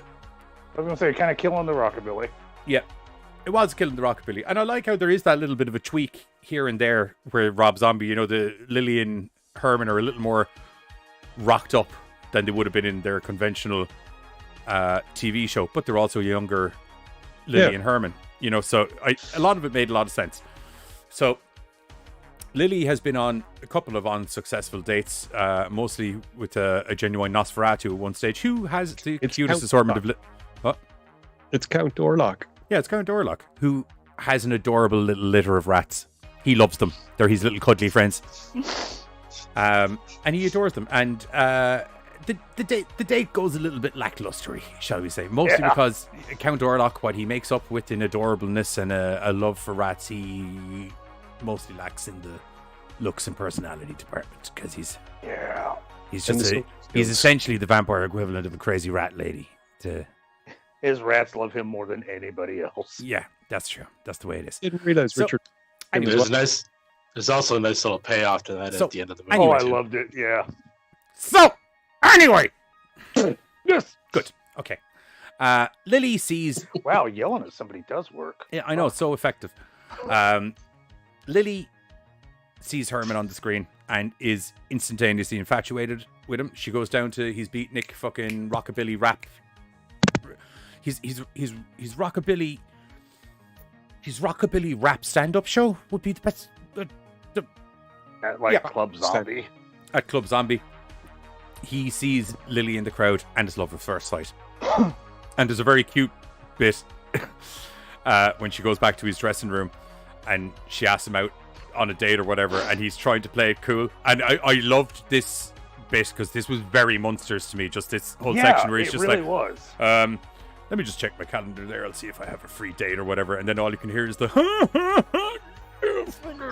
behind the door, and the door opens and he's like, yeah, I think I can pencil you in around Thursday, and it's just got a big love heart with Lily written in the middle of it on the Thursday.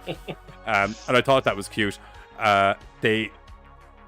He arrives at the house. The Count is not a big fan of Herman initially, which that's also very much in the TV series. Now, they're kind of over the hump in the TV series, but there's still this snipe back and forth. Yeah, there's still little bits of, but like they're over the hump. So this is full blown, I fucking hate this dude. Right. You're not dating my daughter. And You you're are not joining the family. Yeah.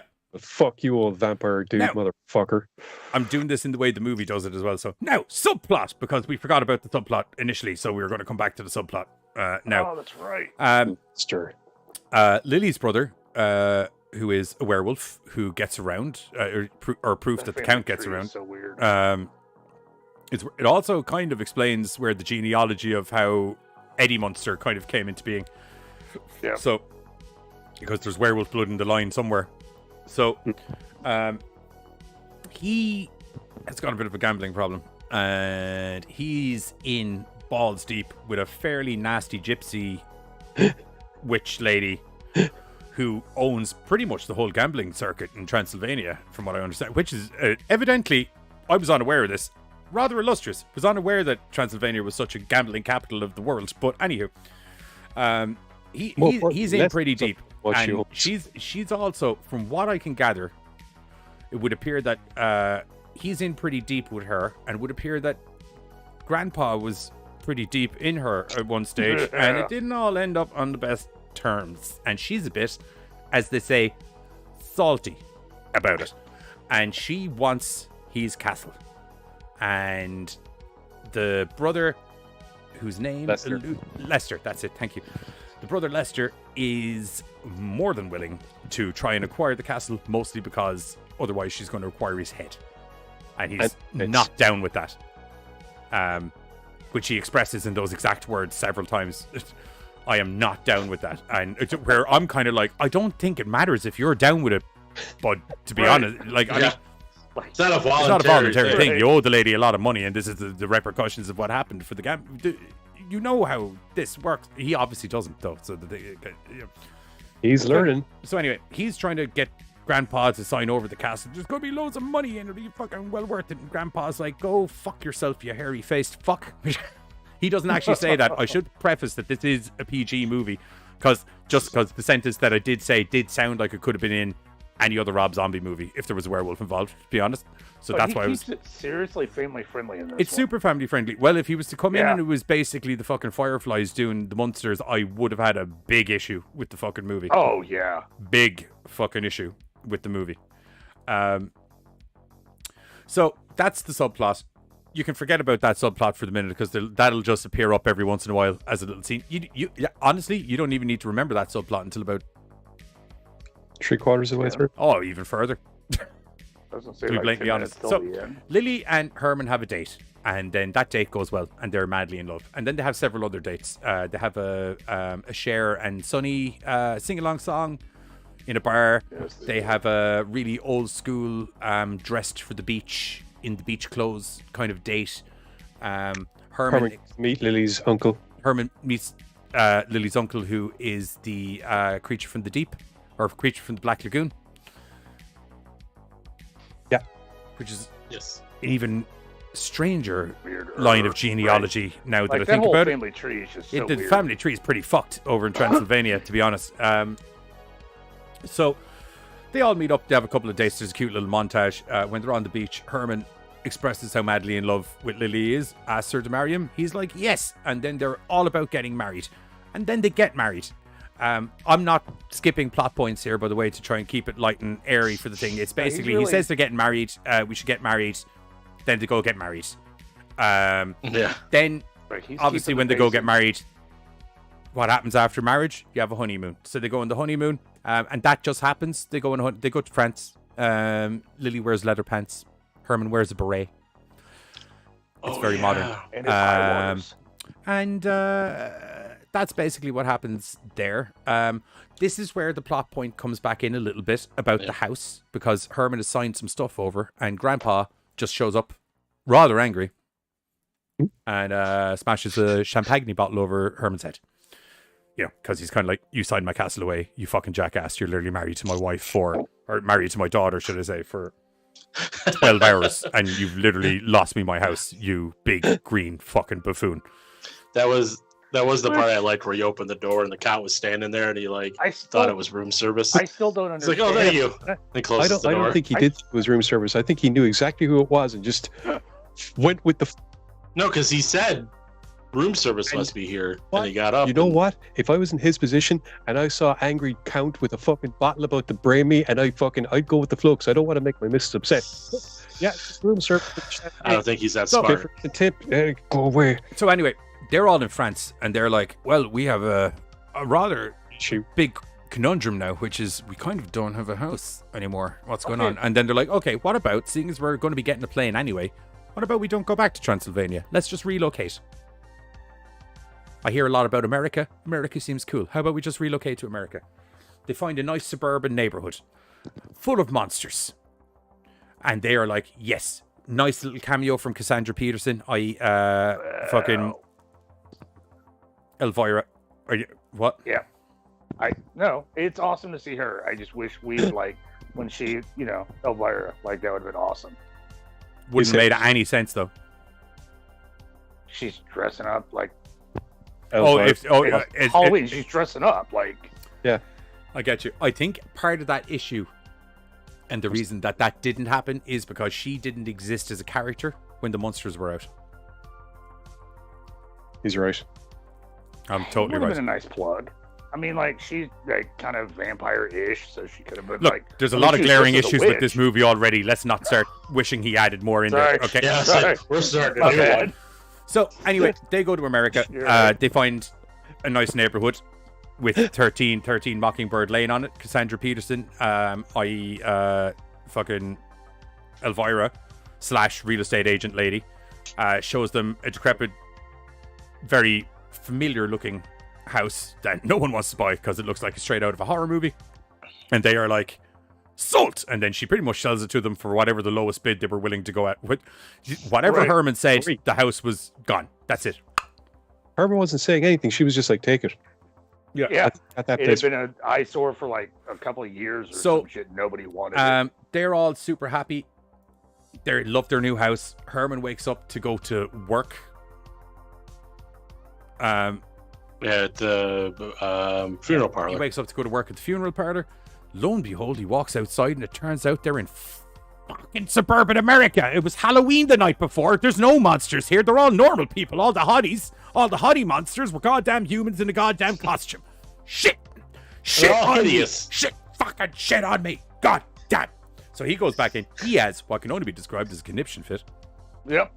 To say the least. Mental breakdown. Grandpa, or should I say the Count, and Lily are kind of like, it can't be that bad, Herman. Let's just go outside and check. And then there's a very nice moment where they all walk out the door and they're just like, all at the same time, as suburban America just rolls on in front of them.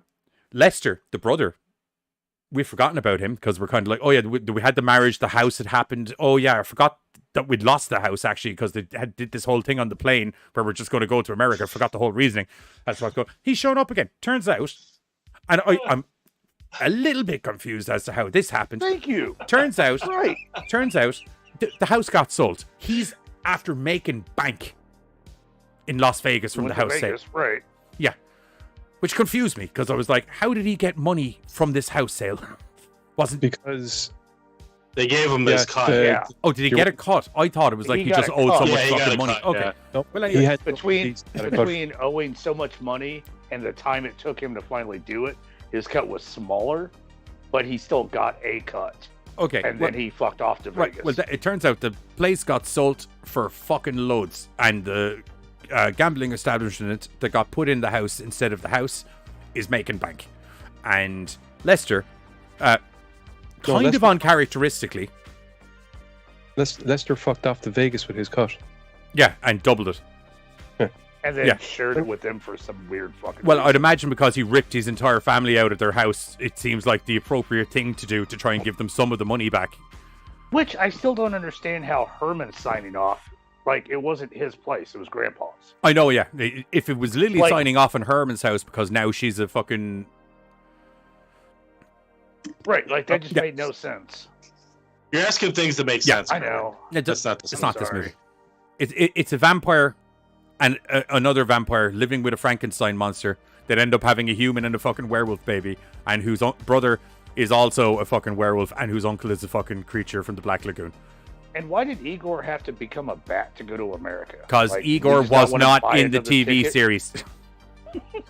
Oh! That is there is your literal answer right there. That Igor makes was so not in the much TV sense. series, so he needed to get gone before the TV And we series. can't just leave a motherfucker hanging when we move. Okay. I'm wondering, did Grandpa have a pet bat named Igor in the TV series? I remember bats, but I don't remember specifically if there was That's like why an Igor. Yeah, that's why. That's what I'm saying. I'm wondering. I don't know. But I mean, like they did plug the whole the dragon that lived in the basement, so that could have been another plug. So that was cool. Anyway, that's the end of the Munsters. Yep. Does that seem like it came out of? Does that seem like it came out of nowhere? Like, what? It did, because that's the end of the Munsters. Yeah. Then cuts to essentially a recreation of the original Munsters intro in black and white, Which I thought was awesome. I'm not gonna lie, I thought that was fucking awesome. So yeah, that's basically the plot synopsis for the Munsters. Thoughts? I'll get into mine. I'll let someone else pick it up. For a Okay. bit. Go ahead, Carter. I will say, Jeff Daniel Phillips, to me anyways, killed it as Herman. I loved his body language, and because you had mentioned it during our watch before the show, there was those weird squeaks, but I kind of wrote it off to like when Matthew Lillard did Shaggy for Scooby-Doo. Yeah, but Shaggy like was when you try notoriously squeaky voiced. No, I just mean like when you try to hold a certain pitch, like maybe that was kind of like him trying to hold a tone, but like it would break no, maybe. You know who that guy is, yeah? Like actor wise. Yeah. Yeah, like Yeah, he's like the other radio DJ from Lords of Salem, and he's in 33 and usually bushy face and stuff. bushy face, Yeah. notoriously deep voiced. Right. Yeah, And so never I thought squeaky. Maybe like him trying. Well, I thought like maybe him trying to hold that like Herman voice. Maybe it was like a break. Kind of No, like a squeak. it really felt like it was put on, and the only okay. theory I have as to why it was put on, and I'm essentially doing a giz here because there's no kind of storyline Well, 'cause, point like that I was kind of trying to write it off too. So yeah, there's no storyline point that kind of points to it. But the only thing I can think of is that like essentially Herman Munster's barely 12 months old. kind of like a prepubescent. Yeah, I'm wondering, is it like a prepubescent kind of thing? Because it gets less squeaky as the movie goes on. Didn't drop. I was thinking maybe it was more the sight gag of, the big fucking Frankenstein's monster with the squeaky voice. Well, that wasn't in the fucking show. Yeah, I never said it was. I'm just saying that was my thinking for why they might have decided to do it here. That kind of like, oh, it was always a pity. Isn't it a pity that Herman Munster didn't have this squeaky voice that would have made things so funny? Oh, we can do that. Gotcha. That kind of thinking. Okay. So either way, though, like I thought Phillips did an awesome job as Herman. I thought Roebuck killed it as Grandpa. I did not like. Grandpa was great. Yeah. Aside from the porn stash, that thing like really fucked me up a little bit. Do you know what? The porn stash, but I it also is a kind of made prequel. sense because it's a prequel and he's a bit younger. Right. So like I totally wrote that off to a prequel. It was just weird. The only thing I really could not get behind was Sherry. Like, I did not think she pulled off Lily for shit. And while I've never thought she was a great actress, this one like really kind of showcased that she can't. Oh, If it's not batshit crazy, she can't do it. right, kind of thing. Every role that she's done, pretty much for Rob Zombie, has been batshit crazy bitch, and she plays that to a T. Oh yeah. Hence why she keeps being casted as that type of But I character. felt, This is not that type of but I character. felt like she kind of overdid Lily with like mannerisms and expressions and shit like that. There's a lot of this stuff though in this film that's kind of over the top, and as a result of that, And it, I'm willing to accept it as being, like I was saying earlier, for me this is like a live action version of a Rob Zombie comic or something, or yeah, maybe a bunch of comic strips pieced together. And so from that point of view, Well, even with- it sure as fuck plays like that once you get past the storytelling and setup for the first quarter of the movie is good, but once Lily and Herman hook up, it's just random shit happening. yeah, and hey, Kegs That- is having to leave us, so thanks for hanging out. All right, us, cheers bro. for hopping in, Kegs. I'll catch you Later, later, buddy. Actually, before he goes, like, I'm being serious. For Paris, you have 2 places to visit, and despite being close, you take 2 hours to reach them. Worst is the rats, dirtiness, and risk of teeth in the shite. to be fair, Herman was not that impressed with Paris either. Yeah, He really wasn't. you and Herman have very similar policies on Paris. But I think my problem is like, yes, it's supposed to be a live action, and everybody else that was over the top fit and flowed, and she was just like awkward to watch. Like it just made it. She just didn't fit in everybody else's overblown characters. Well, I mean, like, what also threw me off a bit, and like this, another glaring problem here as well in the movie is, and in the same vein that you said Lily is good at, or not Lily, fucking Sherry Moon Zombie is good at playing crazy bitches. You know what I mean? Rob Zombie's great at writing psycho hillbilly guys with dirty mouths, talking shit, and fucking going crazy. He's really good at that. He is not good at normal dialogue. No. The dialogue in this was very flat for me most of the time. This has got to be like the most family friendly I've ever seen Zombie write. Oh yeah, well, he's never direct. tried to be family friendly in his Right. fucking life. But the dialogue, comics are the dialogue was very flat. The way the plot flows is all over the place. It's like someone with fucking ADHD wrote it. Do you know what I mean? There's a bit of this, and then I forgot that I was doing this thing because this thing distracted me, and now I want to write about this thing. So I'm going to write about this thing now. Oh, fuck, I really should probably get back to that fucking thing that I mentioned earlier. Oh my God, is that a fucking advert for Paris? Okay, we'll do the Paris thing, and then I'll get back to the fucking house thing. It'll be fine. Don't worry about it. Oh, the movie's over. And now the movie's over. Yeah, but the dialogue is very, very... The dialogue is very, very flat in the movie, I think, and it doesn't carry. And also, there's a very odd imbalance in the dialogue where some of the best lines and sections in the movie actually go to the B-roll characters in this. Like, Lester has some of the best dialogue in the entire fucking movie. Yeah, the fucking what's her name? The loan shark gypsy queen. Yeah, his interactions with her are fucking great. Or his Igor's interaction with Grandpa. Yeah, they're really good.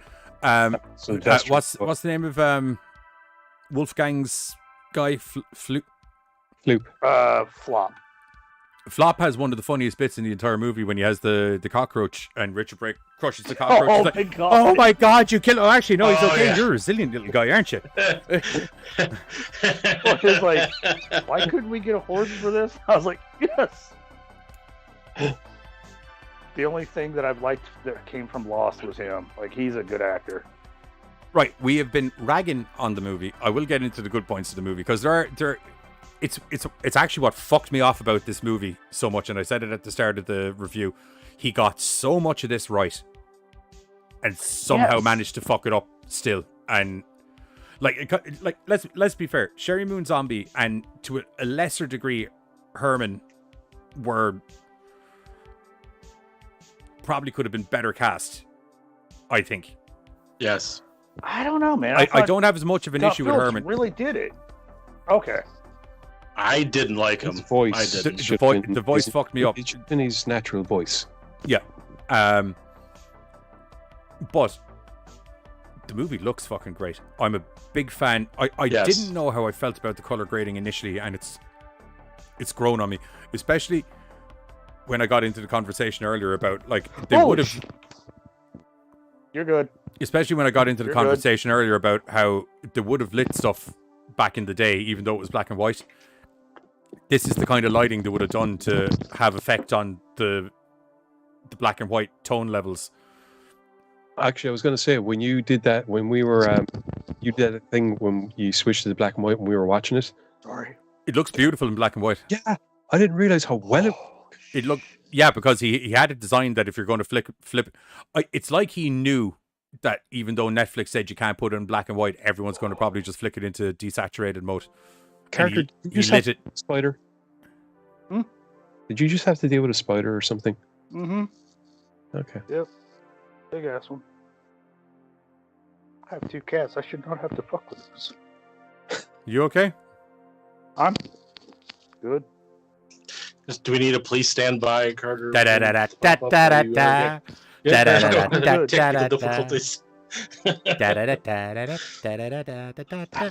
I'll tell you what. I'll get into the end of my review. We'll let Carter have a countdown. We're going to hit the trailer for the Munsters, and I'll get into my end of the review when we come back, and we'll give our ratings. I'll add a couple of I'll be things back in too. a moment.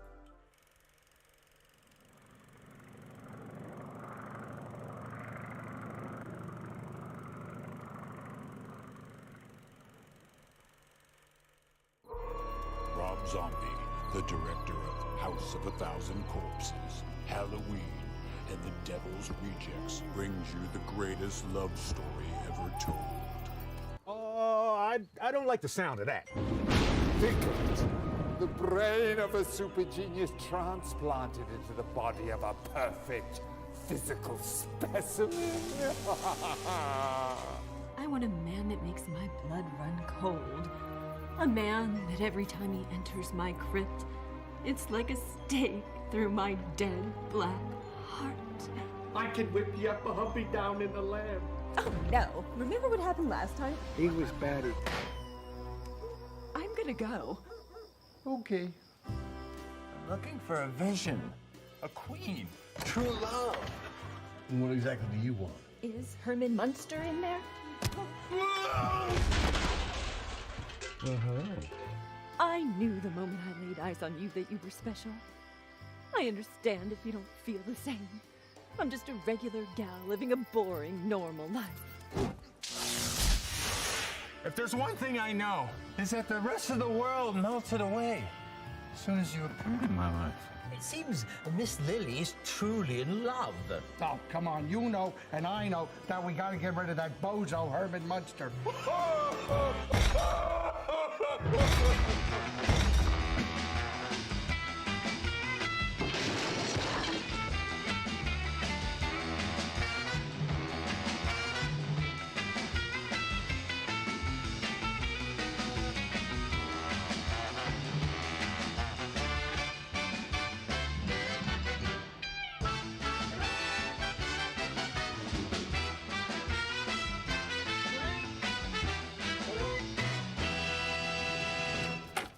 Greetings from Transylvania. That's a strange way of saying hello. Oh, I guess we're gonna have to get used to it.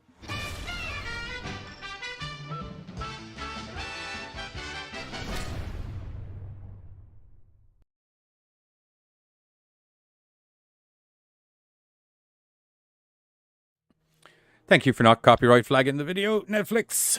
Appreciate that. Not gonna get an extra point. Appreciate that. Yeah. Yeah, as I said, the color grade in this I was a very big fan of, and there is a cinematic reasoning behind that, as I said, which was all of that bright lighting and different colors. It affects how, even if footage is black and white, it still affects how everything looks. Especially the fact that you're using red and green tones to change things, opposed to just lighting stuff brighter and less bright. I thought, weirdly enough, even though the plot was all over the place, the overall tone was very Munsters. Like, I saw people complaining about the transitions and stuff like that between scenes, and I'm kind of like, did you ever watch the original Munster series? Because that's how you didn't have an option for fancy transitions back in the fucking 50s. That's how you transitioned. Do you know what I mean? Like the little, kind of goopy blood wipes and things like that. These are all things that were in the original series. The kind of the cokey dad humor was very much a Herman Munster staple of the TV show. And I think the general tone, which seems weird considering I give out about how the plot is all over the place, but the general tone of the film was very in keeping with the original Munsters. I do think some of the snappy humor and dialogue was lacking. Like they did have the dad jokes and stuff in there. Some of them were good, some of them were bad, but there was kind of a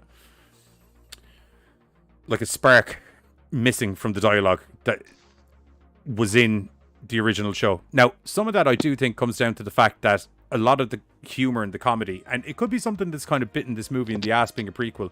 A lot of the humor and the comedy in the original Munster series, which is relatively fresh in my brain because myself and Pam literally watched all of it last year for October. Like all of it, movies included. Fuck.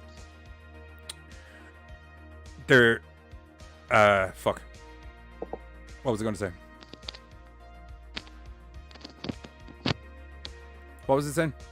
You're talking about the similarity and how the movie prequel, what hurt it compared to that's like it. Now I TV remember. show.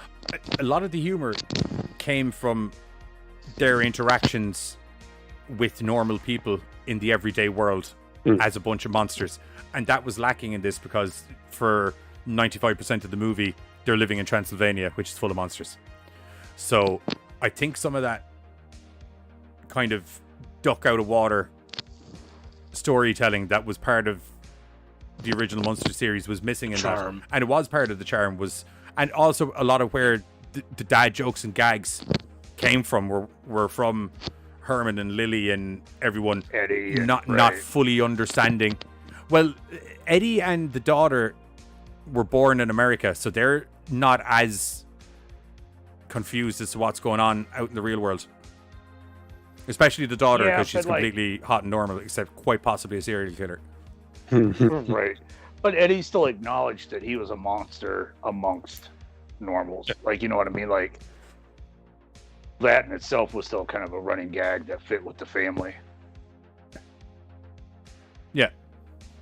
But like Zombie said he was a huge fan, and I will admit I saw that in this film. Oh, you can see there's so many setups. Yeah. To by the time it ends and we get into the show where this was a thing in the kitchen, this was a thing in the living room. Like he did such an awesome job of putting those little things in there to get us set up for the Monsters TV show, the Munsters. It's unfortunately it's bad plot design.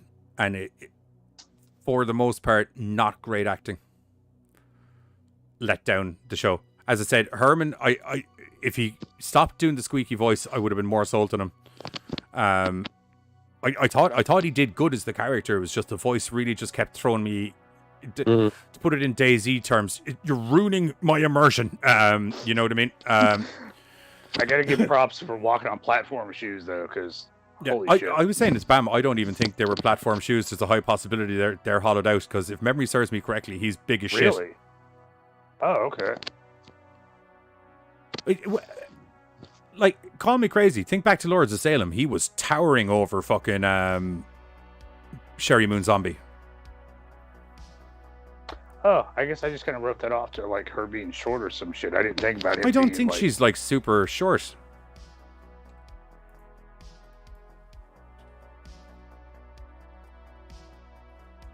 Yeah, 6'4". Yeah, he's big as shit. Okay. Yeah. Yep. He's wrestling. That'll fucking do it. Yeah. Yeah. Because I remember, I remember taking note of it because do you remember the way there was three DJs? One of them was Ken Foray. Yeah. Yeah, Ken Foray's not a small dude either, and he was towering over Ken Foray as well. Shit, that's true. I forgot about that. And the original guy who played Herman Munster was 6'5", so he's about right there. An inch shorter. Justin said, the Munsters OG show genuinely gave me good laughs with its humor. Watching this, parts of the movie made me think whether I should laugh or not, since there were parts trying to capture the OG humor. I get that. Yeah. That's what I meant by there was a certain spark there. It was like, I know that the joke happened, and I know I should laugh. That's how I honestly didn't think anything was really funny. Some of it got me. Some of it got me. The one thing that kind of got me, and that was one of the, I kind of mentioned it as like a callback, was when somebody was reading the newspaper and on the front said like vampire attack killed by rats, and that was the callback to the Orlok and his like I like that was good. But like other than that, I'm just like, I feel like it's supposed to be funny, but I don't think I laughed one bit. Question. I laughed a couple of times. Yeah. Question is like, because there's a lot of times you're like, hey, I haven't watched it. Have you ever watched the Munsters before, or? Not. I'll say no. I mean, I've seen bits and pieces, but I honestly cannot say that. The humor's okay. The humor's pretty on brand. I'm just curious. Honestly, like the humor from the movie is pretty on brand. It's just, as I said, and the spark I mentioned is a big thing, because I can't literally describe what's missing out of the dialogue. It's just it's not there, and it's the same with some of the gags in the movie, as in like the setup and everything's there. It's just missing something that used to make everything just hilarious. I do think it's a crying shame Netflix wouldn't have let him shoot this in black and white the way he intended to do it, because as I said, when we were airing it earlier, I flipped it into black and white. It looked gorgeous. Well, I mean, it seems like he has Charlie's issues with younger everything. than us, isn't she? A good bit. I don't know, actually. No. I have no idea. She didn't like the black and white. She wanted that turned off as fast as possible. To me, yeah, I turned like it that off. was a quick, But it was funny because when you did it, I felt at home all of a sudden. Like it was just. Rochi mailed me as well, and he was this like, is "Actually, how it's supposed to fucking be." Rochi mailed me as well, and he was like, "I see what you mean." He was like, "It's genuinely gorgeous looking in black and white," and I was like, "Yeah. All that crazy neon lighting. There's a specific reason for it being there." And now that you explain that to me, like because we were watching it right after and stuff, like that was part of my problem. I'm like, dude, I don't like it. There's so much break this, break that. But if his plan was to do this, and like you said, he's like, fuck it, I've already done it. I'm leaning into it. Now it makes a lot more sense if you're shooting black and white to have all of that. So I'm not as well. It was also like, to make Herman look proper, you need to have him super, super green. And he said him and Grandpa stood out way too much from everything. So he was like, okay, we're going to have to lean into the more colorful palette, which I don't have a problem with. I was a little bit when I watched it first, because this is my second watch of it. I was a little bit like, I don't know exactly how I feel about this, because it was just so boom. But then I was like, it's grown on me. Okay, no, I love the Car 54 joke. I thought that was an awesome nod to the original actor.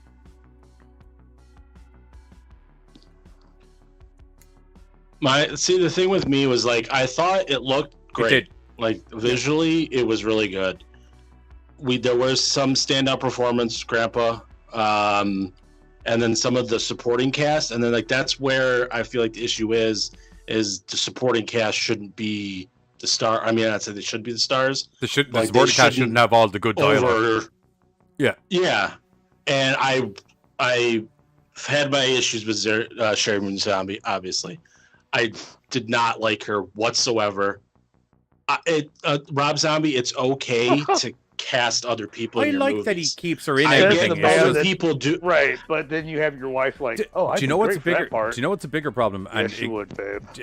A bigger problem. It might even resolve the Sherry Moon thing. Is like, in the same vein that you're like, it's okay to cast other people in your movies. It's also, it's okay to just direct and edit the movie.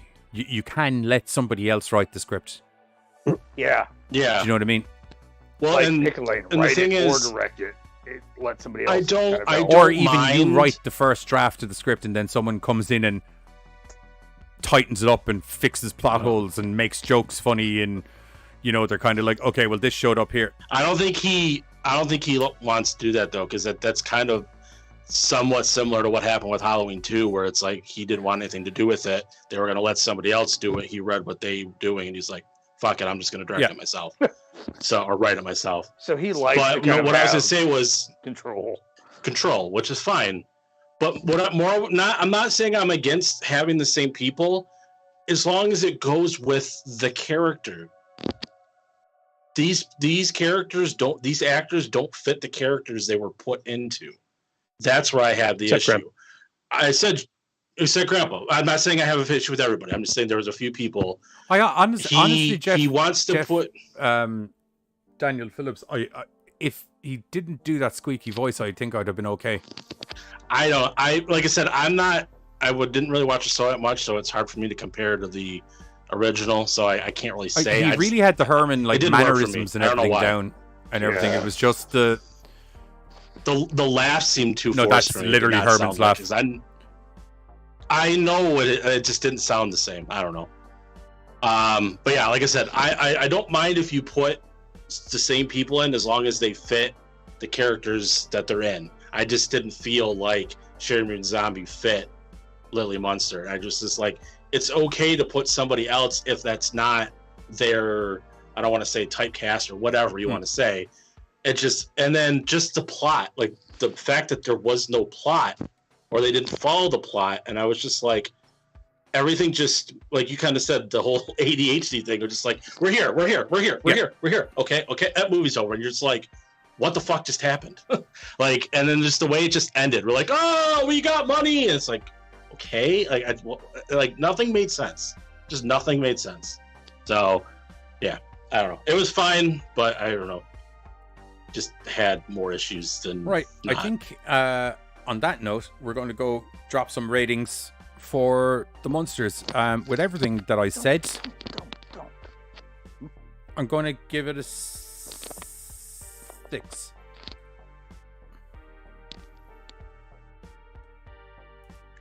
A 7. Yeah, I'm going to go 7 as well. 5.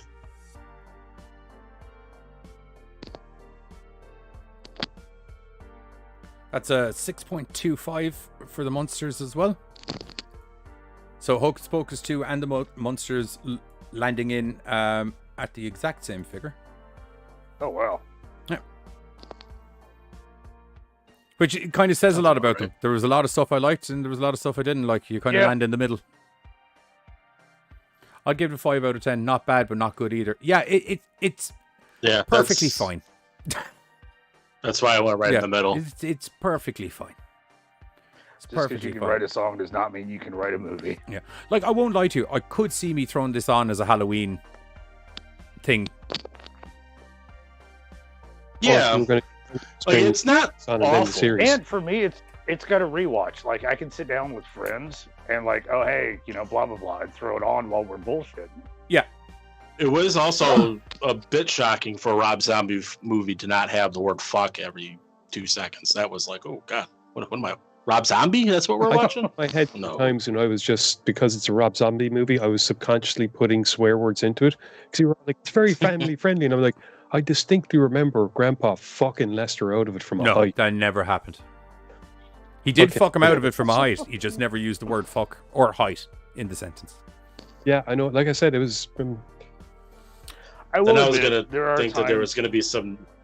No, go ahead. I think you're doing the same.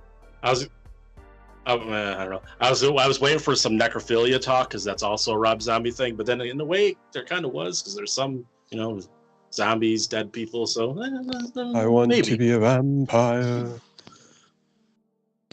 They don't know what you're on about, Kiss. I know. Dang it. Right.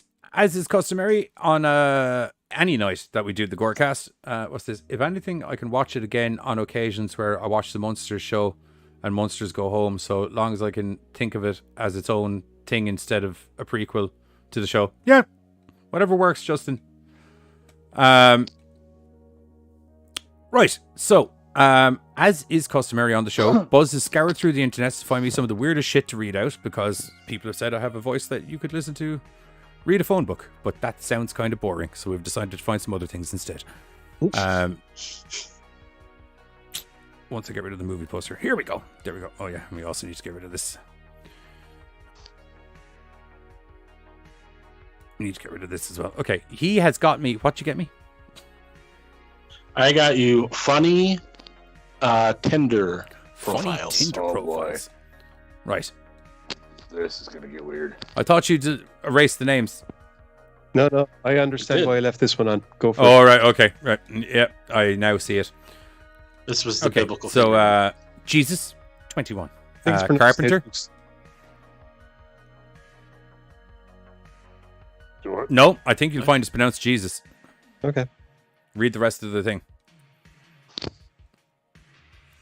Hey, Megan, how are you getting on? You've missed all of the movie reviews, and you've got in just in time for the weird shit that happens at the end of the show, so at least that worked out. Okay, so this is weird Tinder profiles that Buzz has found while scouring Tinder. Google. Okay. Google. Got it. Google's just as weird as Tinder. Google. Got it. He wants to point out, I'm not on Tinder, so I don't know. Okay. Buzz has found us some of the craziest profiles he stumbled across on Grindr. So, anyway, Jesus, 21, carpenter. Actually, several thousand years old. I don't know why it says 21. Lol. Downside, I've only been nailed once. Upside, I would die for you, so you know I'm committed. Also, my dad is a pretty big deal. He always beats me in dreidel. Swipe right if you need some Jesus in you. But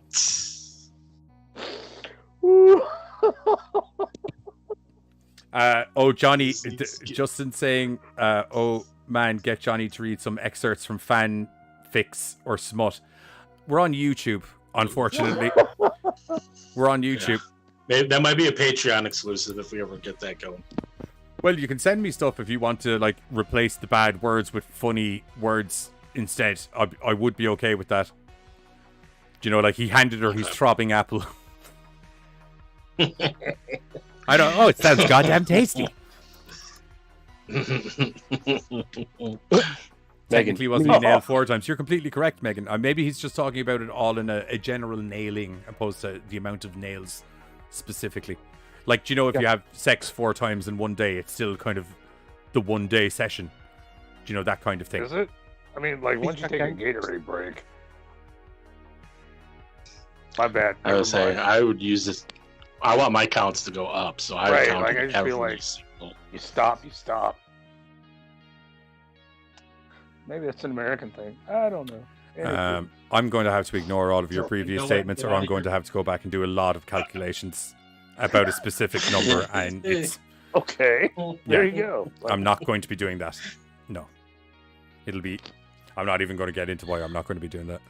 It's the opposite problem to what you're having, Buzz. I'll put it that way. Right.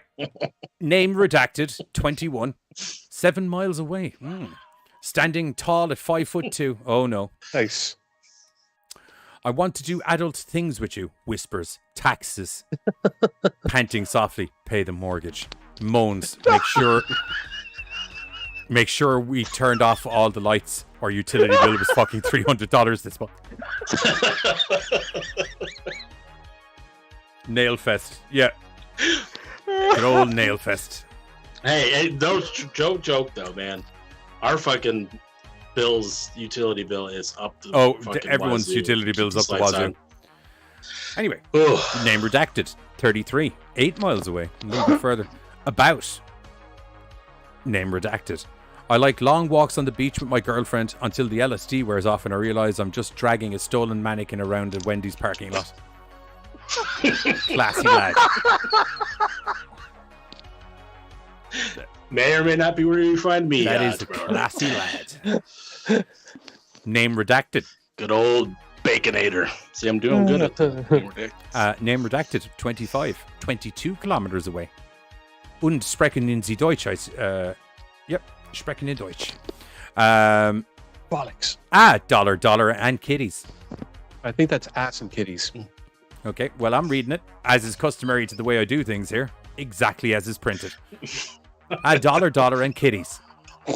On the topic of nude pics, I just wanted to remind everyone of a little movie called Titanic. A girl in 1912 has her naked body drawn in a sketchbook by a random dude that no one's ever heard of, locks the drawing in a safe on a boat, the boat sinks, and her nude pictures still end up on television 84 years later.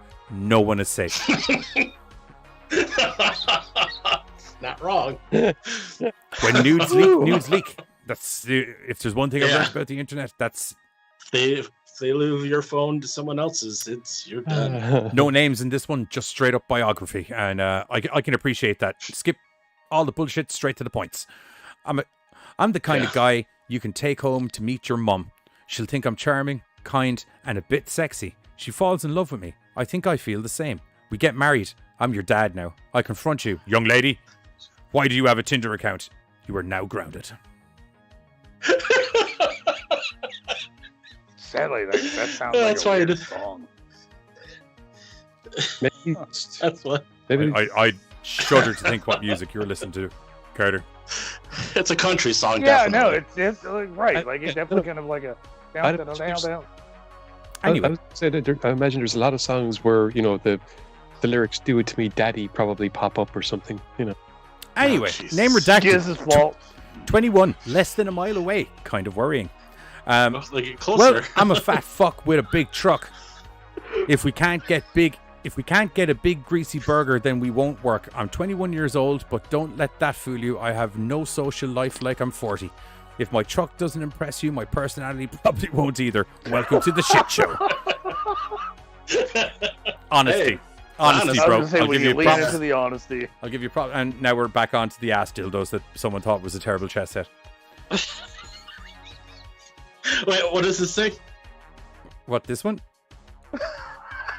Oh, you deleted worst chess set. I redacted the word that normally goes in front of the plug. Anyway.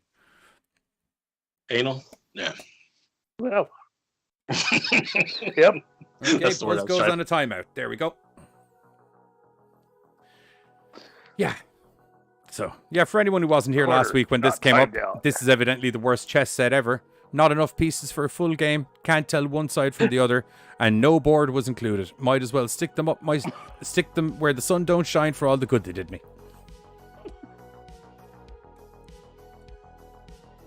Yeah, finally. Oh. Window catcher. Well, that's the end of the show for tonight. Don't forget to join myself and the guys over on YouTube this Sunday, where we're going to be doing the last week of second last week. Seems like second last. Yeah, I think this week is 3. Yeah. Okay. Well, we're going to be doing. I should probably bring Buzz back. We're going to be doing another round of Goose Duck and/or Fall Guys, depending on what people vote for. I'm going to be back tomorrow night, where we're going to be doing some DayZ, and I might do a Mr. and Mrs. Deadly movie night as well, seeing as it didn't happen Wednesday. Apologies for no stream last night. I felt like dog shit, and I fell asleep on the floor. Well, I basically Megan's just kind of I'll mess curled with up. some Fall Guys. I'll mess with some Fall Guys. Goddamn, sorted. Get in there. Yeah. Yeah, sorry, I basically curled up in a ball on the floor and just went, this is where I am for the next 4 hours, 5 hours, and then it turned into 10 hours. It was good seeing you, dude. In the same position now. Make sure to pop by again. Hop in our Discord. If you're looking to chat with us all, we're all there. Discord link in the biography or in the description box below. That reminds me how I am after I watch Halloween 5. Yeah. But yeah, I'll be back over on Twitch tomorrow night doing some DayZ and doing a little bit more of the movie night, so we'll start early. And This is me, Auntie Peggy. yes, he's whoops, that's not what I meant to do. I probably should pick a different DayZ clip now because we've used that one several times. But the fans love it. There's plenty of Aunt Peggy My ones. bad. There's loads of Aunt Peggy. Give me a minute, we'll find an Aunt Peggy. Aunt Peggy. Aunt Peggy Medicine Woman is a funny one. There we go. Okay, so yeah, I'll be back over on Twitch tomorrow night, where we're going to do a bit of movie night. We may even take a break from As Dusk Falls and just do a movie. So not sure what that will be yet, but we'll see how it goes. And after that, there will be a bit of DayZ, as is customary on a Friday, where I pretend to be a grown woman and harass people in general gaming circumstances. See you all tomorrow. Bye. Are you friendly? I didn't. I put my back. Look, oh dear. I'm not doing too good. But also, give any alcoholic tincture or No, I have some medication here. It might help you out. Give me a sec. What's wrong with you? Thank you. I'm sick. I got a cold and I didn't trade it. Oh my God, that sounds terrible. Thank you. Okay, is the medication sign going? You feeling better? Something's happening. It's... Oh no. Okay. Okay. 1, 2, 3. There we go. How are you getting on? Were you Were you bleeding or something? My name is Alice. I know how's it going? Hey Alex, how are you? Oh, sorry. Weird. I thought I was talking to my head there for a minute. I'm good, Alex. How are you? Did you have a bleed? Is that why you passed out? What was going on? No, I've got a cold and I didn't trade it, and Right. Okay.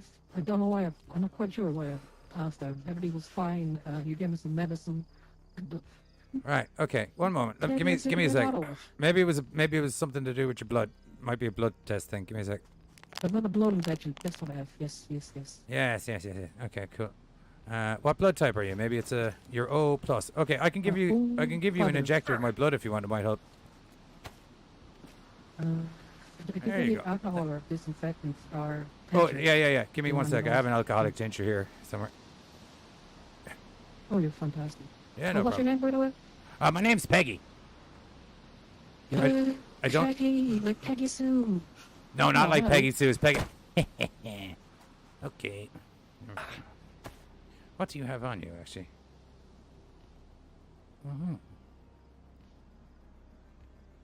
Sorry. Yeah, sorry. I'm gonna just probably take those bullets, maybe. I don't know. Am I a bad man? Would you say I'm a bad man? I don't think I'm a bad... Kind of feel like a bad